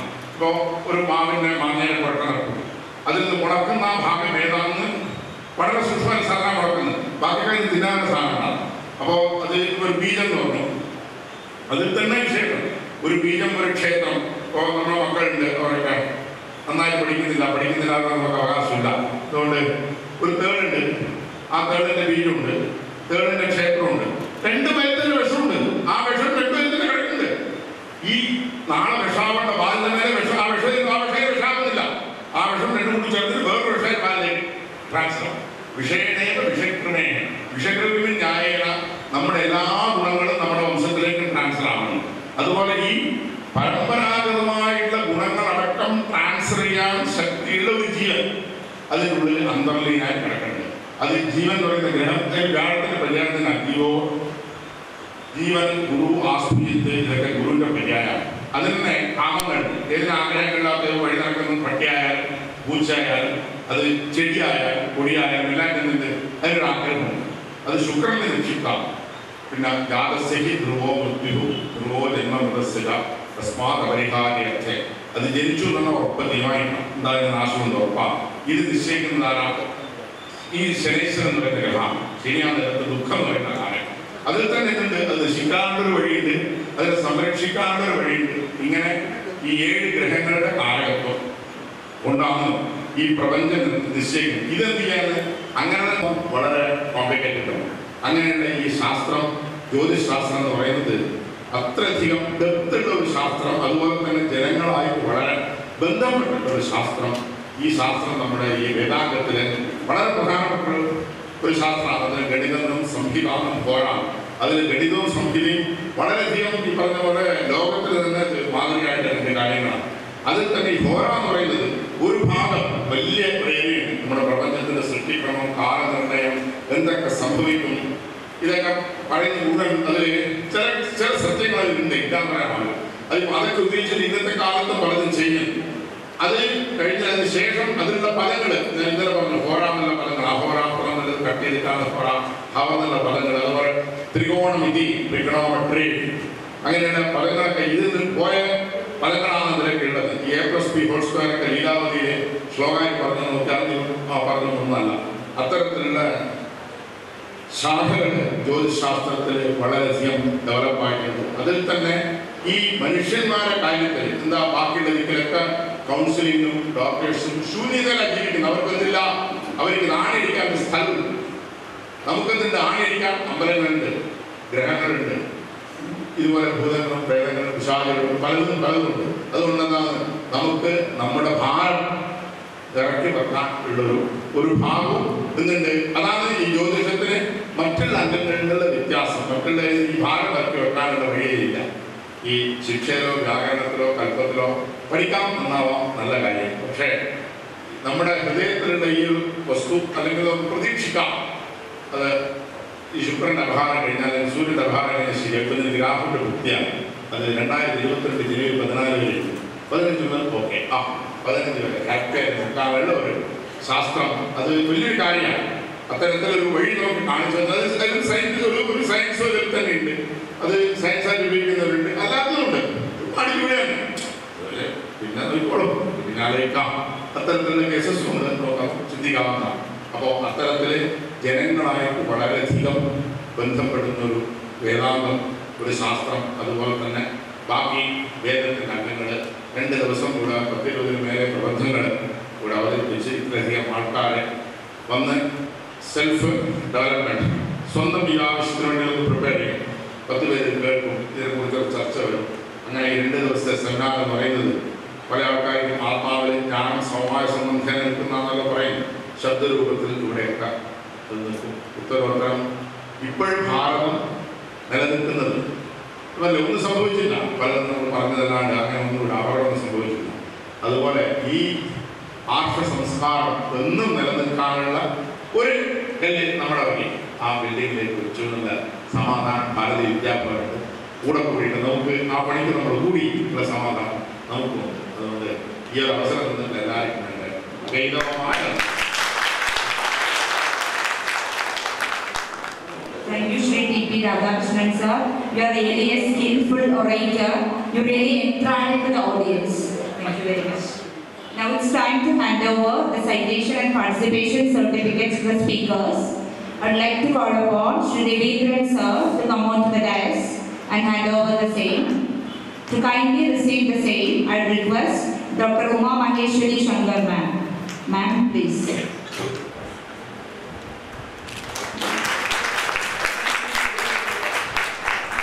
Thank you, Shri Devendran sir.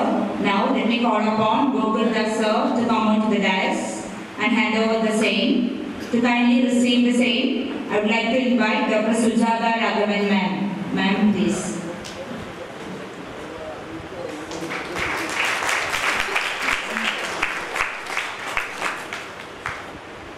Thank you, Shri Gokul Das sir. Now let me invite Advocate Haridas sir to come on to the dais. To receive the same, I would like to invite Shri Abhinav Kadambi. Sir, please.